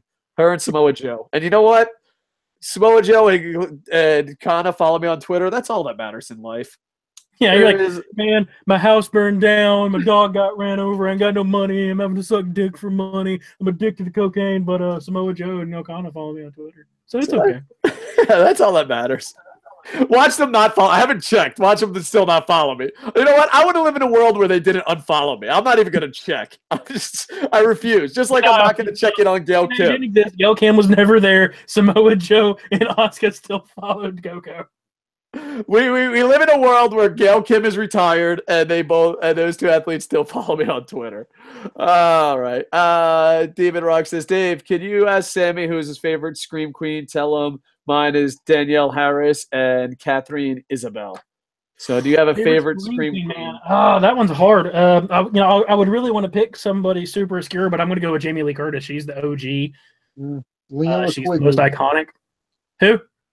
Leona Quigley. So you got me on that one. I got to get back into horror movies. I don't watch horror movies. I only watch stuff like pre-70, like the biggest hipster you've ever met. Really? That's awesome. I did 31 Days of Halloween this year, and every movie I watched was from before 1970. Oh, sweet. I gotta get into horror movies. All right, so here we go. Last 3 awards. Am I right, Booms? Last 3 awards? I don't know. Well, a few more than that, but yeah, keep going. All right, whatever ones I forget, Booms, you fill in the rest. Okay. All right. Rookie of the Year. Now, this is hard because in pro wrestling, you have wrestling schools, you have indies, you have dojos. We're considering Rookie of the Year your first year in Ring of Honor or higher. You know what I mean? Like a Ring of Honor, even an Andy Paps. I don't even say TNA anymore. An Andy Paps is something, you're on the national stage for your first year. That's what we consider. Because if you go Rookie of the Year, you'd be like, well, I know this guy's been training for 3 weeks. David Smith Johnson. He wrestles over in Oklahoma, man. He real good. Yeah. So, Rookie of the Year. Who wants to go first? Booms? I'll bite the bullet. Oh, no. Right. Booms wants to do it. You bite the bullet. Okay. I'll just give the start off here. It's I'm not a lot of pomp and circumstance, but I'm going to go with Kawada. He's a young lion with New Japan. I was tempted to give it to Kitamura. Because, the guy's fucking tank. He's going to be a star. He's like a former bodybuilder. The guy's built like a goddamn brick shit house. And then there was Oka. I think he has an amateur wrestling background. But it was Kawada that really got my attention because here's like this tiny little Japanese kid. He's like 20, 21 years old. He's not that big. But yet, he showed a lot of heart this year. He had a match. It was like a mix, one of those like 20-on-20 tag matches. He goes up and slaps the piss out of Jushin Liger, and it's like, motherfucker, let's go. And I'm like, oh, shit. And then he just kept, and you keep hearing stories about how he even trained a little bit with Minoru Suzuki, and Suzuki would just stretch the fuck out of him for the hell of it. And he was just somebody who shouldn't stand out, but did. And that's what really put him over the top for me. He's doing pretty good in the Young Lion Cup. In fact, I think it's been a while since I checked up on the standings, but I think the only match he lost was to Kitamura. That was it. So he was a little guy who busted his ass, and I was like, he got my attention when probably he shouldn't. And it's like that heart right there. I said, mark my words, as soon as he's polished, as soon as he comes back from excursion, he's going to be a fucking star. Nice pick, Booms. I'll give you a high five. I feel now that was such a great pick that I feel kind of shitty for my pick. Good job, Booms. Like, damn. Like when you're about to go into vote for something and then like you hear your friend talk and you're like, fuck, I voted for the wrong person. Good job, Booms. Sammy, you're Rookie of the Year. Is now null and void because of Boom Boom, and I have Boom's like we've been busting Boom's balls. We've been busting Boom's balls all night long, and he did it. Good job, Booms. You redeemed yourself. Give yourself a Barry Horowitz. This one was really hard with me, and like the last 2 hours, I've swapped who I was going to give this to. My runner-up, and the reason I'm giving runner-up is because I don't know if you can really call him a rookie this year, but my runner-up was Jay White. All right. I adored Jay White. I ended up not giving it to him just because there's too many people I think would be like, Jay White's been around for a while. But I did end up going up with Velveteen Dream. Yeah, I went with Velveteen Dream too. Go on, why? No, it's still good. Patrick Clark. Well, yeah, Patrick Clark. Yeah. I mean, he was there. People know the Velveteen Dream. No one knew Patrick Clark's name. People know Velveteen Dream for we didn't count his Combat Zone and Maryland Championship Wrestling stuff. This is like big on the scene. He's 100% dedicated to that character, and it works. And I adore that. Dude, he knew the fuck out of that gimmick. Oh yeah, he's extraordinarily competent in the ring. He put on one of my favorite matches of the entire year. And with one question, he made what was one of my most favorite feuds, and I adored it. Say my name. He just really impressed me. I agree 100%, and I did a Stump the Idiot, the future star of WWE, sent in during Andy Paps Week. I actually find him to be absolutely amazing. He's a Dalton Castle of NXT. He's a character that can wrestle, and if that's the future of character-driven pro wrestling, then I'm on board. What I'm not on board with is a character who can't wrestle. I'm not going to mention any names. Kane. Oh, did I mention someone? But yeah, so to me, like a character that can wrestle, it's the best of both worlds, and I'm okay with that. So Velveteen Dream is absolutely amazing, and I think this match they had in NXT was one of the best told stories in a really long time in one match. And now that the fans were into it, and so to me, Rookie of the Year, Velveteen Dream. But you know what, Booms, we've been busting your balls all night long. I'm not gonna lie to you. Your answer was a million times better than ours. Oh, so, it was way better. It was like we came there and someone's like, just kind of give us like a brief synopsis of the Velveteen Rabbit, and we're like, it's a rabbit and he's soft and he does things, and Booms is like busting out pie charts and like resources. We're like, well, you can see here in chapter 14, this really is an literary allusion to how deep and complex the morals of the story really are. We're just like, I know, and the thing is, we've been busting Boom's balls for his horrible decisions, and then here comes Rookie of the Year. We're just like, we're wrong. Boom is right. All right. Shocker of the year. Just you were absolutely shocked, shit your pants. This was amazing. If you want, I'll go first because I imagine everyone agrees. Y2J showing up in New Japan. Okay, so I'm going to cut you off because I got to tell this story real quick, and I'll make a deal with all of the internet infantry. And I'll let y'all pick the number. If this video gets to enough views, my girlfriend has a video of when I first found out about this. She filmed the whole thing. Oh, that's amazing. If we get to enough views, and I'll let Booms and Dave or Coco pick the views. If we get to enough, I will post that on here so y'all can see how much I lost my mind. Me and my brother talked about this for a couple hours one night, and I can't deny it to myself anymore, and I don't think you can argue with me, but I don't think you can prove me wrong, and especially if you're not a fan of his. Jericho has to go on the Mount Rushmore of wrestling. He might be my most favorite wrestler in history. Like maybe not my current, but if you look at the entire history of professional wrestling, he might be my favorite of all time, and I have no real problem saying he's the greatest of all time. And when he showed up, I first thought it was a joke, and I'm sitting there watching that video, and Rue started filming me. And I went back and watched how much I flipped out, and I all but got naked. Just naked. You just flipped your hands and just all of a sudden you were naked, and it was like, oh, and I'm naked. So, what was your shocker of the year? That was my shocker of the year, but I do want to give a runner-up to Jinder Mahal winning the WWE Championship because that was my runner-up too. Because I never expected that to happen because I was like, oh, they're hot shot in Jinder Mahal. It's like, okay, they're going to have like some kind of just, somebody to feed to Randy Orton. Then all of a sudden he wins the WWE Championship. I didn't expect that. No one did. And I think that's a completely fair choice. I actually expected y'all to choose that over Jericho showing up in New Japan. That's what it's about. Yeah. But I will say this. If you have not seen this, go back and watch it. It actually makes it worth it. Makes the whole, almost the entire debacle worth it. Go back and listen to the Indian commentary when Jinder Mahal wins the championship. Just listen to the Indian commentary team deliver, like, they're just flipping the fuck out. So, Koco, what's that number we have to get to on views before my girlfriend posts this video of me acting like a retard? I don't know. I want to see it so bad. I don't know. We're not popular, so we'll say 200. We get the 200 views, guys. Share it. Get everyone to watch it. But back in the day, every show would get, like, even the most obscure video would get over 1,000 views, and some of them got up to like 1 million. But nowadays, we're like, yeah, we broke 100. 2018 is a rebuilding year. We're gonna make a couple draft choices. To me, it's Jericho by far. Because here's the thing: they told everyone what was going to happen, and we didn't believe them. They were arguing on Twitter, and people were like, "Oh, get it?" They're arguing like, I don't know. Maybe so many people argue on Twitter that it's not even a hint anymore.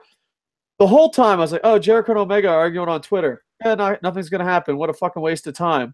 Like, I actually thought it was going to happen, but what I thought was going to happen was they were going to name the match, and Jericho just wasn't going to show up until Wrestle Kingdom. He was just going to show up at Wrestle Kingdom. They were going to do their match, and that was going to be it. No, these two have really gotten the match over.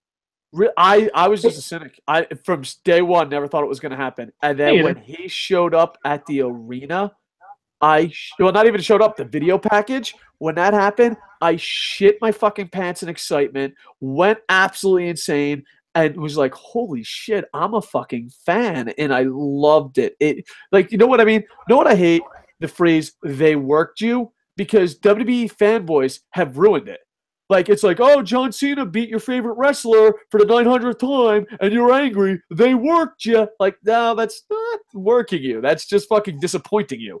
They worked me in a great way. Like, before he showed up on the thing, I just didn't believe it. Like, people were like, oh, Jericho's going to fight. Yeah, okay. Like, I was so fucking it's not going to happen. Like, they're feuding on Twitter. Everyone feuds on Twitter. Oh, they're promoting something. They're not promoting anything. Like, and then he shows up, and I was, as a cynical asshole, when you're wrong, it feels so good. A lot of people don't realize that. When you're like, oh, dude, the world fucking sucks, fuck you, and then the world doesn't suck, you're just like, I can't believe the world doesn't suck. I can't believe the world doesn't suck. And I got that feeling with Jericho. There's and being a parent, you can attest to this. There's a couple of great moments in my life, like meeting my girlfriend because she treats me great, and I love that girl. You know, my son being born. And getting to hold him for the first time, you know, for Booms, when I got to cross and be part of the fraternity that we're part in, I got that bond for the rest of my life. When I graduated college, when I got that promotion, those are things that felt great. Like, right underneath those is Jericho showing up on the big screen. Oh my God, it was amazing. And the thing is, like, there was even like a couple seconds, you know, when you're so shocked that it does not fucking compute. Like, I didn't think it was true. I didn't think it was true either. Like, Jericho shows up, and like, oh, Jericho's on the fucking big screen, and then he's like, my first thought was that it was Photoshop. So like, I just saw. I was just like, oh, they're fucking trolling us, and then like it was like, oh, fucking Jericho's not coming. What a fucking waste of time. Oh, Jericho's on the big screen. Jericho's on the big screen, like it was like, and then you just backflip and your clothes come off. That's the most amazing thing of my life. And Jericho reinvented himself again in one promo with one word, and that's why he's probably my favorite of all time. You're the Omega, I'm the Alpha. Like, how? Oh, dude, it was so fucking great. I'm gonna punch to him. I'll be right back. Oh my God, I lost my shit. It was unbelievable. And another thing is, like, it's moments like that make you fucking be like, oh, this is why I'm a pro wrestling fan. Oh yeah, you know, it was one of those moments that, like, yeah, so. Shocker of the year. All right. And next is match of the year, and then whatever awards I forgot, because Boom Boom knows a lot better than me. Before we get to match of the year, do you want to do the ones we might have skipped? I don't know. What did we skip, Booms? Well, first of all, we skipped the feud of the year. All right, feud of the year. And then pay-per-view, right? More than that, but yeah. Feud of the year. I gave it to Okada Omega. They had a great trilogy of matches, and there's still one more left to be done because they each have a win. They each have a loss, and they both have a tie. So everybody's at 1-1-1. It was a great trilogy. You had the first match at Wrestle Kingdom. Then I think it was Dominion. Was it Dominion the second one, or was it New Beginning? No, I think it was Dominion instead of New Beginnings in Osaka. But they had the one where they went to the 60-minute time limit draw. Then they met again in the G1 because they were in the same block, and then this time Omega gets the win. They broke the Meltzer scale. I mean, there's not much more I can really say. All right, I agree with that, but I still have a different answer. Go ahead, Sammy. Really? And I'm because of something that I said earlier, I'm going to give if this award comes up, I'm going to give it to them. But yeah, 100% agree. I think it has to be Omega Okada. Like that has done wonders. And New Japan was already getting bigger, but especially here in the States, that match alone. And not to say anything against Koco, he's over in Japan, but just speaking from over here, that match alone, especially those two matches, have done beyond wonders to get more Gaijin eyes on New Japan. And it was that good. That's very interesting you bring that up, because I wonder if my answer is different because I do live in Japan. Because I think this is not feud of the year, but feud of a couple years, like the buildup of Naito versus Okada.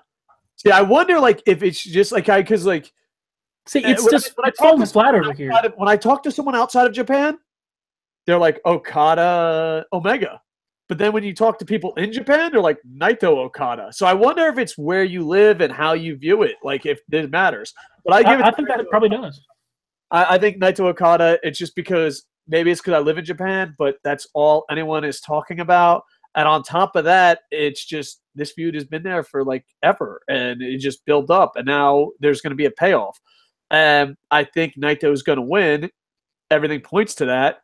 And I don't want Okada to become Tanahashi, but at the same time, I do love fucking Okada. Context is everything. So I do love Okada. So Naito Okada gives it to me. All right, go ahead. Booms, next award. Next award here, let's see, pay-per-view of the year.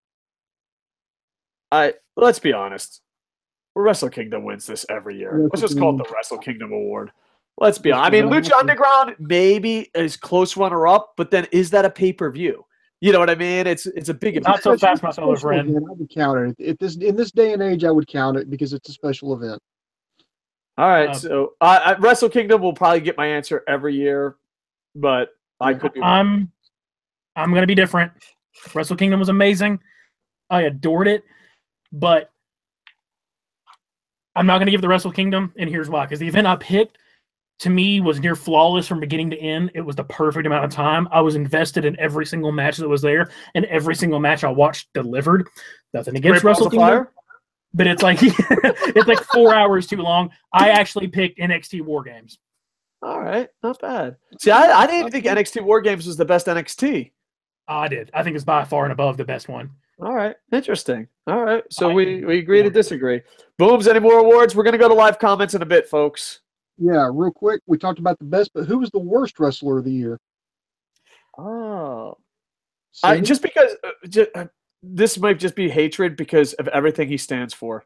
The fact that he doesn't admit that he uses steroids, the fact that he pretends he's from a different country than he really is, the fact that everything that's wrong with pro wrestling is him, I have to give it to Jinder.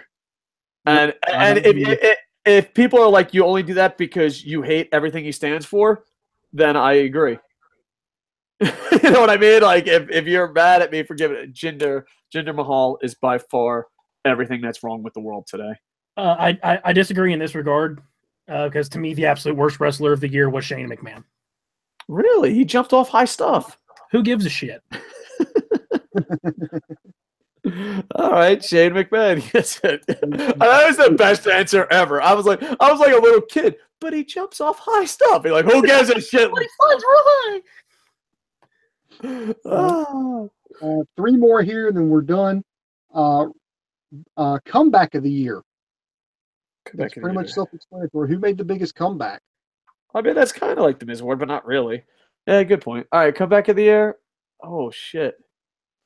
I don't know. You guys go first because I got one name that pops to my head. I'm prepared for these awards, so I'll just I'll throw it out there. Top of my head, Christopher Daniels. That's who I think. I think that's completely fair because he finally got what he deserved more than anybody else in that company.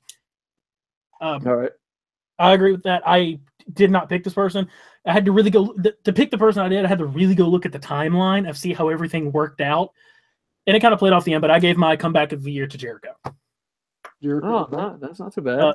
The matches he had with Kevin Owens, where I think were pretty criminally underrated. I thought they were actually really good. That story was arguably one of my favorite stories of the entire year. The List.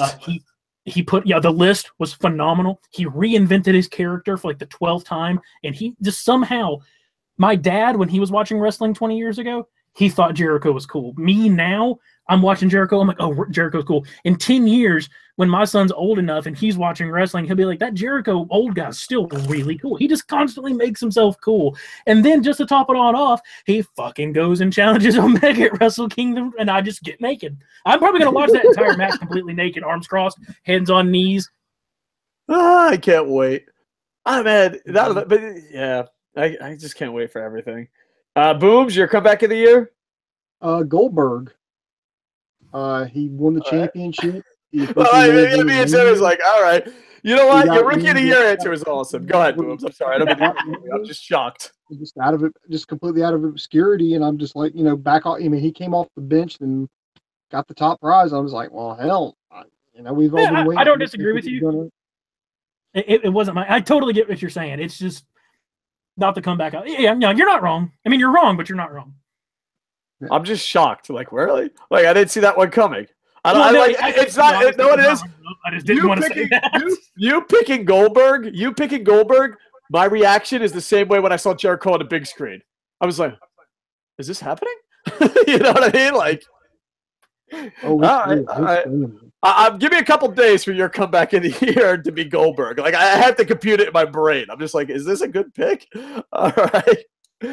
Any more awards before we go to live comments? And then match of the year will be the last, because I'm going to get deep on my last match of the year. Like, I'm going to get fucking emotional and shit. Go ahead, Booms. What other awards we got? Two more than we're done here. Breakout Star of the Year. This is for the person who just really came into their own this year. They just broke out. They really just hit the spotlight.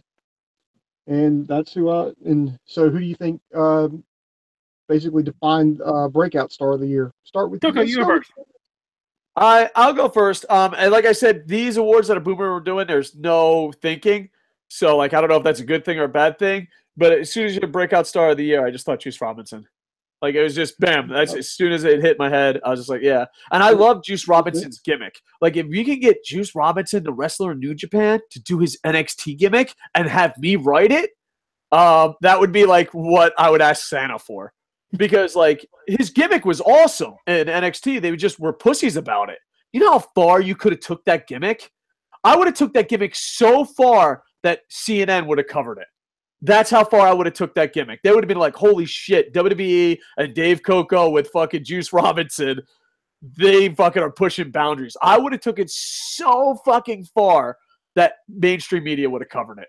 That's how far I would have took it. I love that fucking gimmick. I thought he was and I thought he was a shit wrestler. But now he's an awesome wrestler. If you can recombine that awesome gimmick with this awesome wrestler and then have me write it, that would be my dream journal. Dude, me and Juice Robinson would be in jail like every 3 weeks. They just like took the gimmick too far. They're in jail. Vince, bail us out. Yeah, the whole storyline full of plot holes and spelling errors. Fuck yeah, and prison sentences. So, kind of going off of that, a couple things. Juice Robinson was somebody I was really debating on. By the way, really fun thing. Me and my friend did this for like a solid hour one day. If you want a really fun game, come up with wrestling gimmick names. Because of Juice Robinson, it's a food item and then a standard last name. It's great. My favorite was pork. It was like a Hamburger Jones. I want Pizza Jones. So it's a great fun game you can play and just picture what that wrestler would look like in your head. But no, my runner-up was actually Adam Page, Eddie Page. I thought he was great. I thought the Hangman was great. He's somebody that really came out into his own. He feels like he feels like more of a member of the Bullet Club than Cody Rhodes, honestly.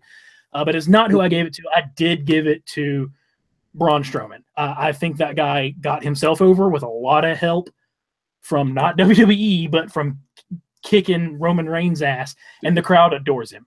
Do you know, like, I'm pretty sure he won the Hardy Award earlier in the show. From you, he did. Yeah. By the way, I'm going to change my Hardy Award to Suzuki, because I can't stand that guy. That everyone in Japan shed a tear. They don't even know why. Yeah. Like some accountant's working like stupid. Got to work during the holidays. He's like, why am I crying? Fuck him. I'm gonna tell him he looks like a goofy bastard. But no, I did give it to Braun Strowman. I think I really like Braun Strowman. Also, if this was a horror movie, he would show up behind you and kill you. No, he worked really hard and he's improved immensely. His character's great. He is genuinely frightening. And I think the company's behind him 100%, but I also think that besides Koco, I think the majority of fans are really behind him as well. All right. All right. What do you got? My pick for breakout star of the year, Pete Dunne. That's a good choice. That's a good answer. He's the rookie. Booms. Sometimes you pick some shitty fucking picks, but then you come out of nowhere and hit home runs. Like a lot of times, like, why the fuck do we have Booms here? He's fucking done picking Goldberg and shit. And then out of nowhere, you're just like, bam, home run. Another home run, Booms. Why? He's the Forrest Gump of KocoSports. Yeah, he came in with the UK tournament. Now, he was known over in the UK with, I think it was Rev Pro. Was it Rev Pro or Progress? I'm pretty sure it was Rev. Progress. It was Progress? Okay. Yeah, it was his big feud he had with a couple of the guys over there. I want to say I know one of his big ones was with Marty Scurll, who didn't get an award this year, and I want to make up an award just to give it to Marty Scurll. Best the Marty Scurll Award, presented by you. But no, and he pretty much dominated. He was like the story of that tournament. Even though Tyler Bate won it, then he turned around and won the in fact, it was named one of the best matches in WWE this year. His match with Tyler Bate at NXT Takeover that he won the championship on. He's been popping back up defending it. I mean, he's just been all over since then. I just feel like it's been his year. No, that's a great choice, honestly. And there was, I actually had a couple of more, like my honorable mentions, I guess, would be Marty Scurll is one of them. He joined the Bullet Club this year, became part of the Elite, and Evil. Oh, nice. Yeah, Evil's really turned it around. That's a good point. Evil got the win over Okada at the G1. My favorite Evil story that has nothing to do with pro wrestling is that I used to be a lot more popular than I am. And when I went to Wrestle Kingdom, it was me, Evil, and like a couple Japanese young boys, and like a bunch of Japanese people surrounded me, like, "Oh, you're on YouTube, blah blah blah blah. Oh, KocoSports, blah blah blah blah." And Evil just walks up and looks at me, looks at like the little crowd that I have, and then looks at him, and he's like, no crowd, and he has the sweetest cowboy boots in the world. And then in like Japanese, he's like, "Who the fuck is that?" And I was like, proudest moment of my life. But yeah, Evil was awesome, absolutely awesome. All right, any more booms? Or did we get all the awards out? I've been distracted. And then we're done. One more, then we're done. Match of the year. Oh, no, let's save that after comment time. That'll be the main event. Comment time, and that's it. Match of the year. All right, I'm going to go fast. You guys just cut me off if you want to say anything, all right? Okay. Demon Rocks on Twitter. We make Twitter top priority because YouTube kind of sucks. At KocoSports if you want. Tell Sammy if he saw Return of the Living Dead. Lena played Trash, the Tombstone Dancer. And tell Boom I love her. And bring Stevens, Michelle. He's just listing off actors. Yeah, no, I know exactly who he's talking about now. Demon Rocks also said my rookie of the year is Tony Storm, plus the Dakota Kai and Nixon Noel makes up my 3 internet wives. Polly, wives which were all married to each other. Nice. My worst wrestler of the year is Mojo Rawley. He sucks. Yeah, that's a good point. It's a funny story. Funny story about Mojo Rawley. Me, my brother, and my sister-in-law all joined this one online forum, and they gave this big thing for you to list out. Like, what's your name? Where are you from? What do you do? Who's your favorite wrestler? This, and the very last question was, who is your least favorite wrestler, and why is it Mojo Rawley? That's awesome. Fucking poor Mojo. Dude, he's just a midlife crisis defined. You know what I mean? My comeback of the year has to be Mercedes Martinez. My breakout star of the year is Iris Wolf. Check her promo. She eats kids. All right. First off, that's interesting as fuck, and we'll do later. All right. Now to the YouTubes. Wrestling Rated. They're talking about the Young Bucks here. Their style evolved of the year. They wrestled quite a few matches. They were straight traditional tag team matches. Demon Rock's hitting us on both accounts. Next year, believe me. Oh, we're going to read that. Wrestling Rated says Dave's face when Sammy said the authors of pain. I got to go back and watch it. I realized, like, what the fuck? Booms, are you in the doghouse? Everyone's laughing at Booms. JR and Jesse Ventura at WCW is good. What did he say about Awesome Kong? You can check it out, but pretty much he was like, I don't want to steal Awesome Kong's thunder, but I'm paraphrasing here, and it's not exact. But he was basically a racist womanizer, and he's like, "You'll never make it." And like she even mentioned it on television. Like, yeah, there's a part where she was pregnant, and I don't want to go into that sad story, but she was pregnant and had to leave, and like she went out of her way to be like, "Yeah, fuck you, Jr." Wrestler Reddit, yeah, the New Japan Wrestling G1 USA show made it clear where he stands today. Zombie Koito, that would be the greatest fucking thing ever. And the thing is, only Lucha Underground could pull it off seriously. Wrestling Reddit, New Japan's doing 30,000 pre-sale already for Wrestle Kingdom 12. Yeah, it's sold out almost everywhere. You can only get the Dome, and I can't go because I'm working. I'm definitely going next year. I just got a new job, and it's like a big Japanese corporation, and they're just like, yeah, we work on the 4th. And I'm like, no! So, yeah. But I'm going next year. Cody and the Bucks are doing a 100,000-seat arena, or 10,000-seat arena. I don't know. There's a lot of zeros. A big arena. Feel like I see a change to me. Cody, Heavy J. Delta Castle has the whole Adrian Street thing going on a flamboyant character that can work. I agree. I'm skipping a lot of this. Crazy J Ray is back. I fell asleep during Impact tonight. We call it Andy Paps here. Gail Kim for the Women's Royal Rumble. That'd be awesome. Gail Kim has already said she has no intention of working with Vince ever again. I could agree with that. I mean, I believe it. I can believe it. AJ Styles for WWE Wrestler of the Year. Agree. Wrestler Red says, how McMahon hasn't been caught up in all this sex abuse scandal case is surprising. Yeah, there's a lot of people. Like, this is totally off topic. I used to work at television radio, and I know there are people. Because, like, I've always been, like, a gentleman to the women. Like, to the point that women get pissed off at me because they want to date me. But I'm like, oh, no, we work together. Like, I don't – like, if I work with a woman, she has to ask me out. Like, if we don't work together, I'll ask them out. But, like, if we work together, you're asking me out. And women don't like that. They want to be asked out. So, like, you could see, like I have people, like, I'm friendly with a woman, but we work together. And then she's like, oh, Dave's going to ask me out. And I never ask her out. And I'm like, you could ask me out, but they don't. And then they're pissed. Like, I just don't fuck around with women at work just because, like, unless they ask me out. Then it's like, okay, all bets are off. Let's go. But if I have to ask them out, I don't. But I remember, like, there's people now because of Weinstein and all that. I think that's his name. That are like, they literally treated women like shit and sexually, basically fucking. Like, I remember one guy who worked in television whipped out his dick all the time, be like, oh, if you want to get a promotion, suck my dick. And now that guy's on Facebook going like, oh, I can't believe these guys are doing this to women. I'm like, are you fucking for real? You did that. Like, I remember he was so pissed off at me because, like, I had to pull him aside, like, man to man. I'm like, dude, don't show the female employees your fucking dick. And they're like, oh, you must be gay. And I'm like, no, I'm not gay. And this was in the 90s when I guess it was normal to show your dick off to women. But, like, I was, like, the only guy in television and radio that would be like, no, she doesn't have to get naked for her job. No, you don't have to get your dick sucked. And meanwhile, all those guys in television are now, like, taking the high road. Like, I can't believe what Weinstein did. I'm like, motherfucker, you did that. I remember one guy, I won't say his fucking name, but one guy, like, almost wanted to beat me up because I wouldn't let him fucking sexually abuse women. And now, like, yeah, so, like, I'm surprised Vince isn't there. I'm surprised a lot of people ain't. AJ Styles, everyone's picking AJ Styles. Bernalis says, you're wrong. Just to get Roman over, and Dean Ambrose said, fuck this shit, and got himself injured. Crazy J Ray says, the XFL is coming back. Dude, I'm so excited about the XFL. I love the XFL. And if loving the XFL is wrong, I don't want to be right. And guess what?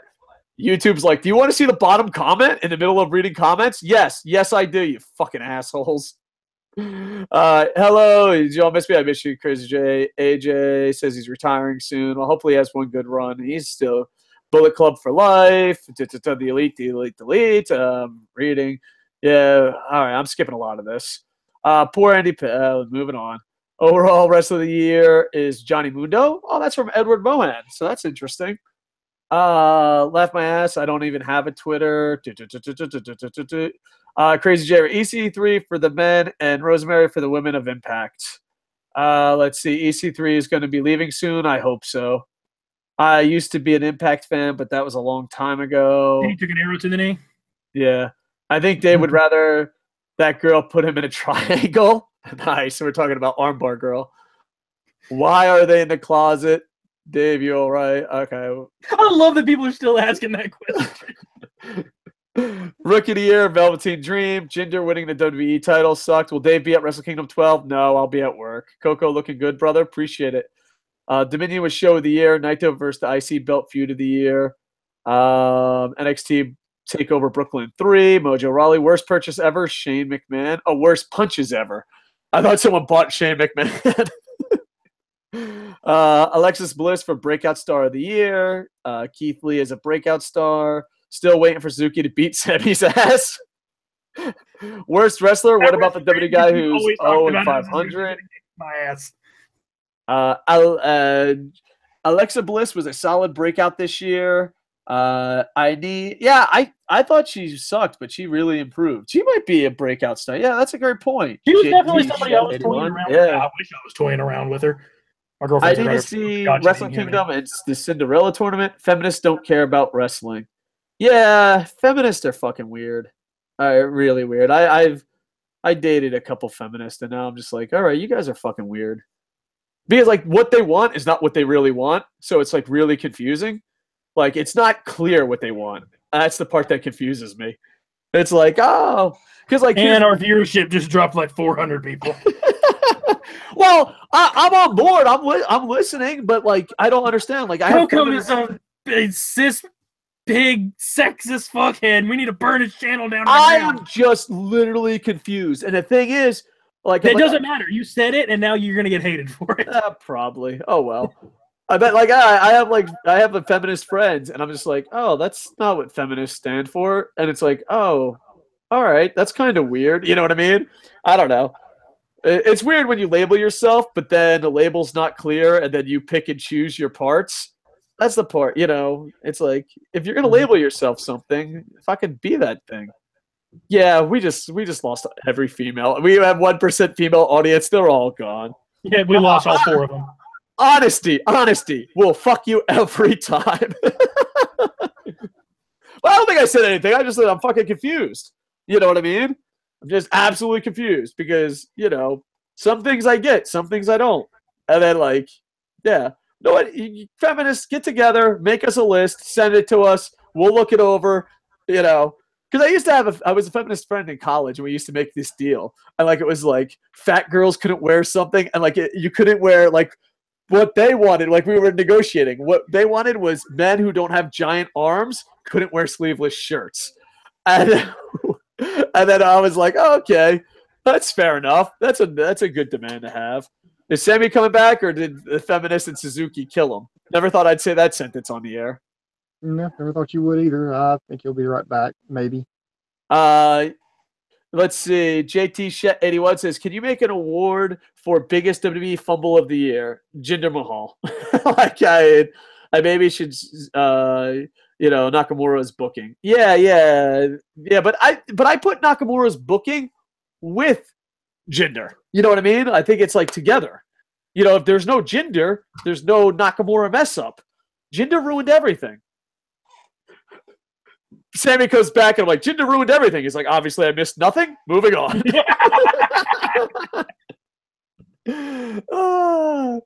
All right. Boom, boom. Match of the year. Mine is going to be kind of deep, so if you want, I can go last. But who wants to go first? Booms, you want to go first because you're old and cranky? I'm pretty sure we're all the same age. You're older than Booms, but Booms seriously acts like he's 100 years older than us. We're like, we'll let Grandpa go first. All right, go ahead, Grandpa. You're going first. Match of the year. First of all, Dave, get off my damn lawn. You and your fucking kids with your fucking rock and roll music and your Pac-Man video games. What the fuck? I already knew what it's going to be, but the question was which one. So Omega Okada, Wrestle Kingdom 11, their first match. I think that was their absolute best. I watched it live as it was happening. Completely blew my mind. They just kept going and kept going. They went for 45 minutes straight. And while their other matches were great, I just felt like that first one, we didn't know what was going to happen. There was no expectations to live up to other than the anticipation of two prime athletes just going at it in a contest for a championship title.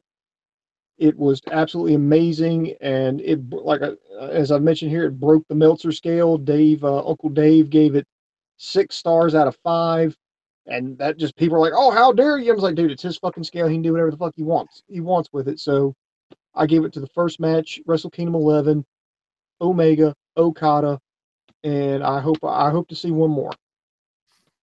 Yep. Sammy, match of the year?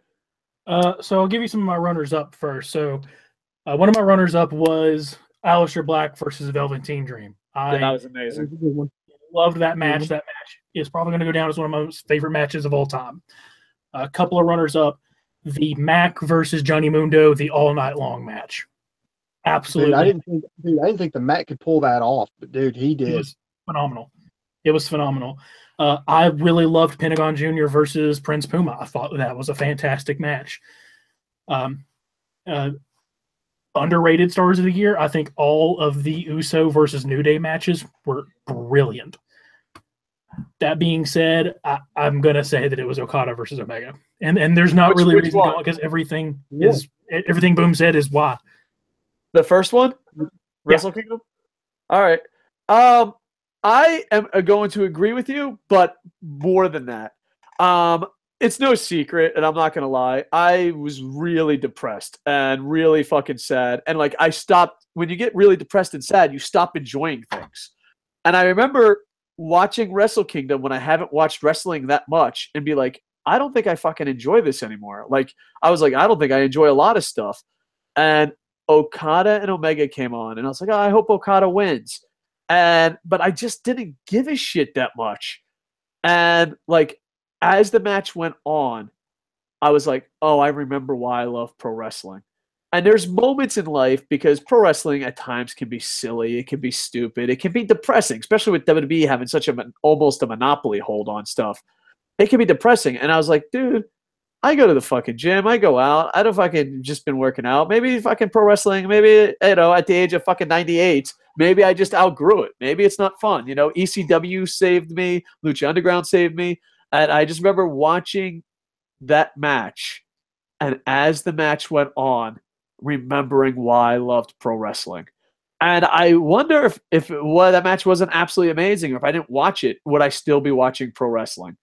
I thought it was an absolute amazing match. I thought it told a story. And the thing is, I was rooting for Okada, but respected Omega so much. And that's what a lot of promotions don't understand. They're like, oh, it's got to be heel versus face. It's got to be heel versus face. You could tell a great story between two great athletes. Matter of fact, sports have been doing it for years. It's not like besides super fans, but if your team's not in a Super Bowl, it's not like you're like, oh, the Arizona Cardinals are the bad guys and the Baltimore Ravens are the faces. No, you just want to see an awesome game. And that's what this is. It told a great story. It was an awesome match. And bigger than that is that maybe if I didn't watch that match that night, maybe I would stop watching wrestling altogether. It was just that amazing. And we lost Sammy. Oh, dude, I think Sammy got killed by Femesis and Suzuki. They teamed up, they tracked him down, and they found him. I know, but it was absolutely amazing. And just the year Okada had, the year Omega had, Naito, New Japan, it all started with that match for me. You know, because even the matches before that were good, but it was just like, do I still enjoy this? You know what I mean? And then there they come, and it was just absolutely amazing, and it was such a great story. I know that, but it was Japan. You know, I know he's Canadian, but it felt like Japan versus North America. It was this guy's super popular at this part of the world. This guy's super popular in this part of the world. They're two of the greatest wrestlers of all time, and they just fucking showed it. And it had everything. It was absolutely amazing. It was one of those matches that saved me as a pro wrestling fan. And when you have that in a match, it's more memorable than any other match. So to me, Omega, Okada, Wrestle Kingdom 11, not only match of the year, but saved me as a pro wrestling fan. And I'll keep watching because of that. And yeah, and it's going to be interesting if they can top it here at this stage. So, yep. So did we all agree Omega, Okada, Wrestle Kingdom 11? Yeah, we did. They won it. Yeah, and so they get the full Triforce. And the funny part about it is just like Wrestle Kingdom is January 4th, and it's always winning match of the year or always in a runner-up with a lot of awards.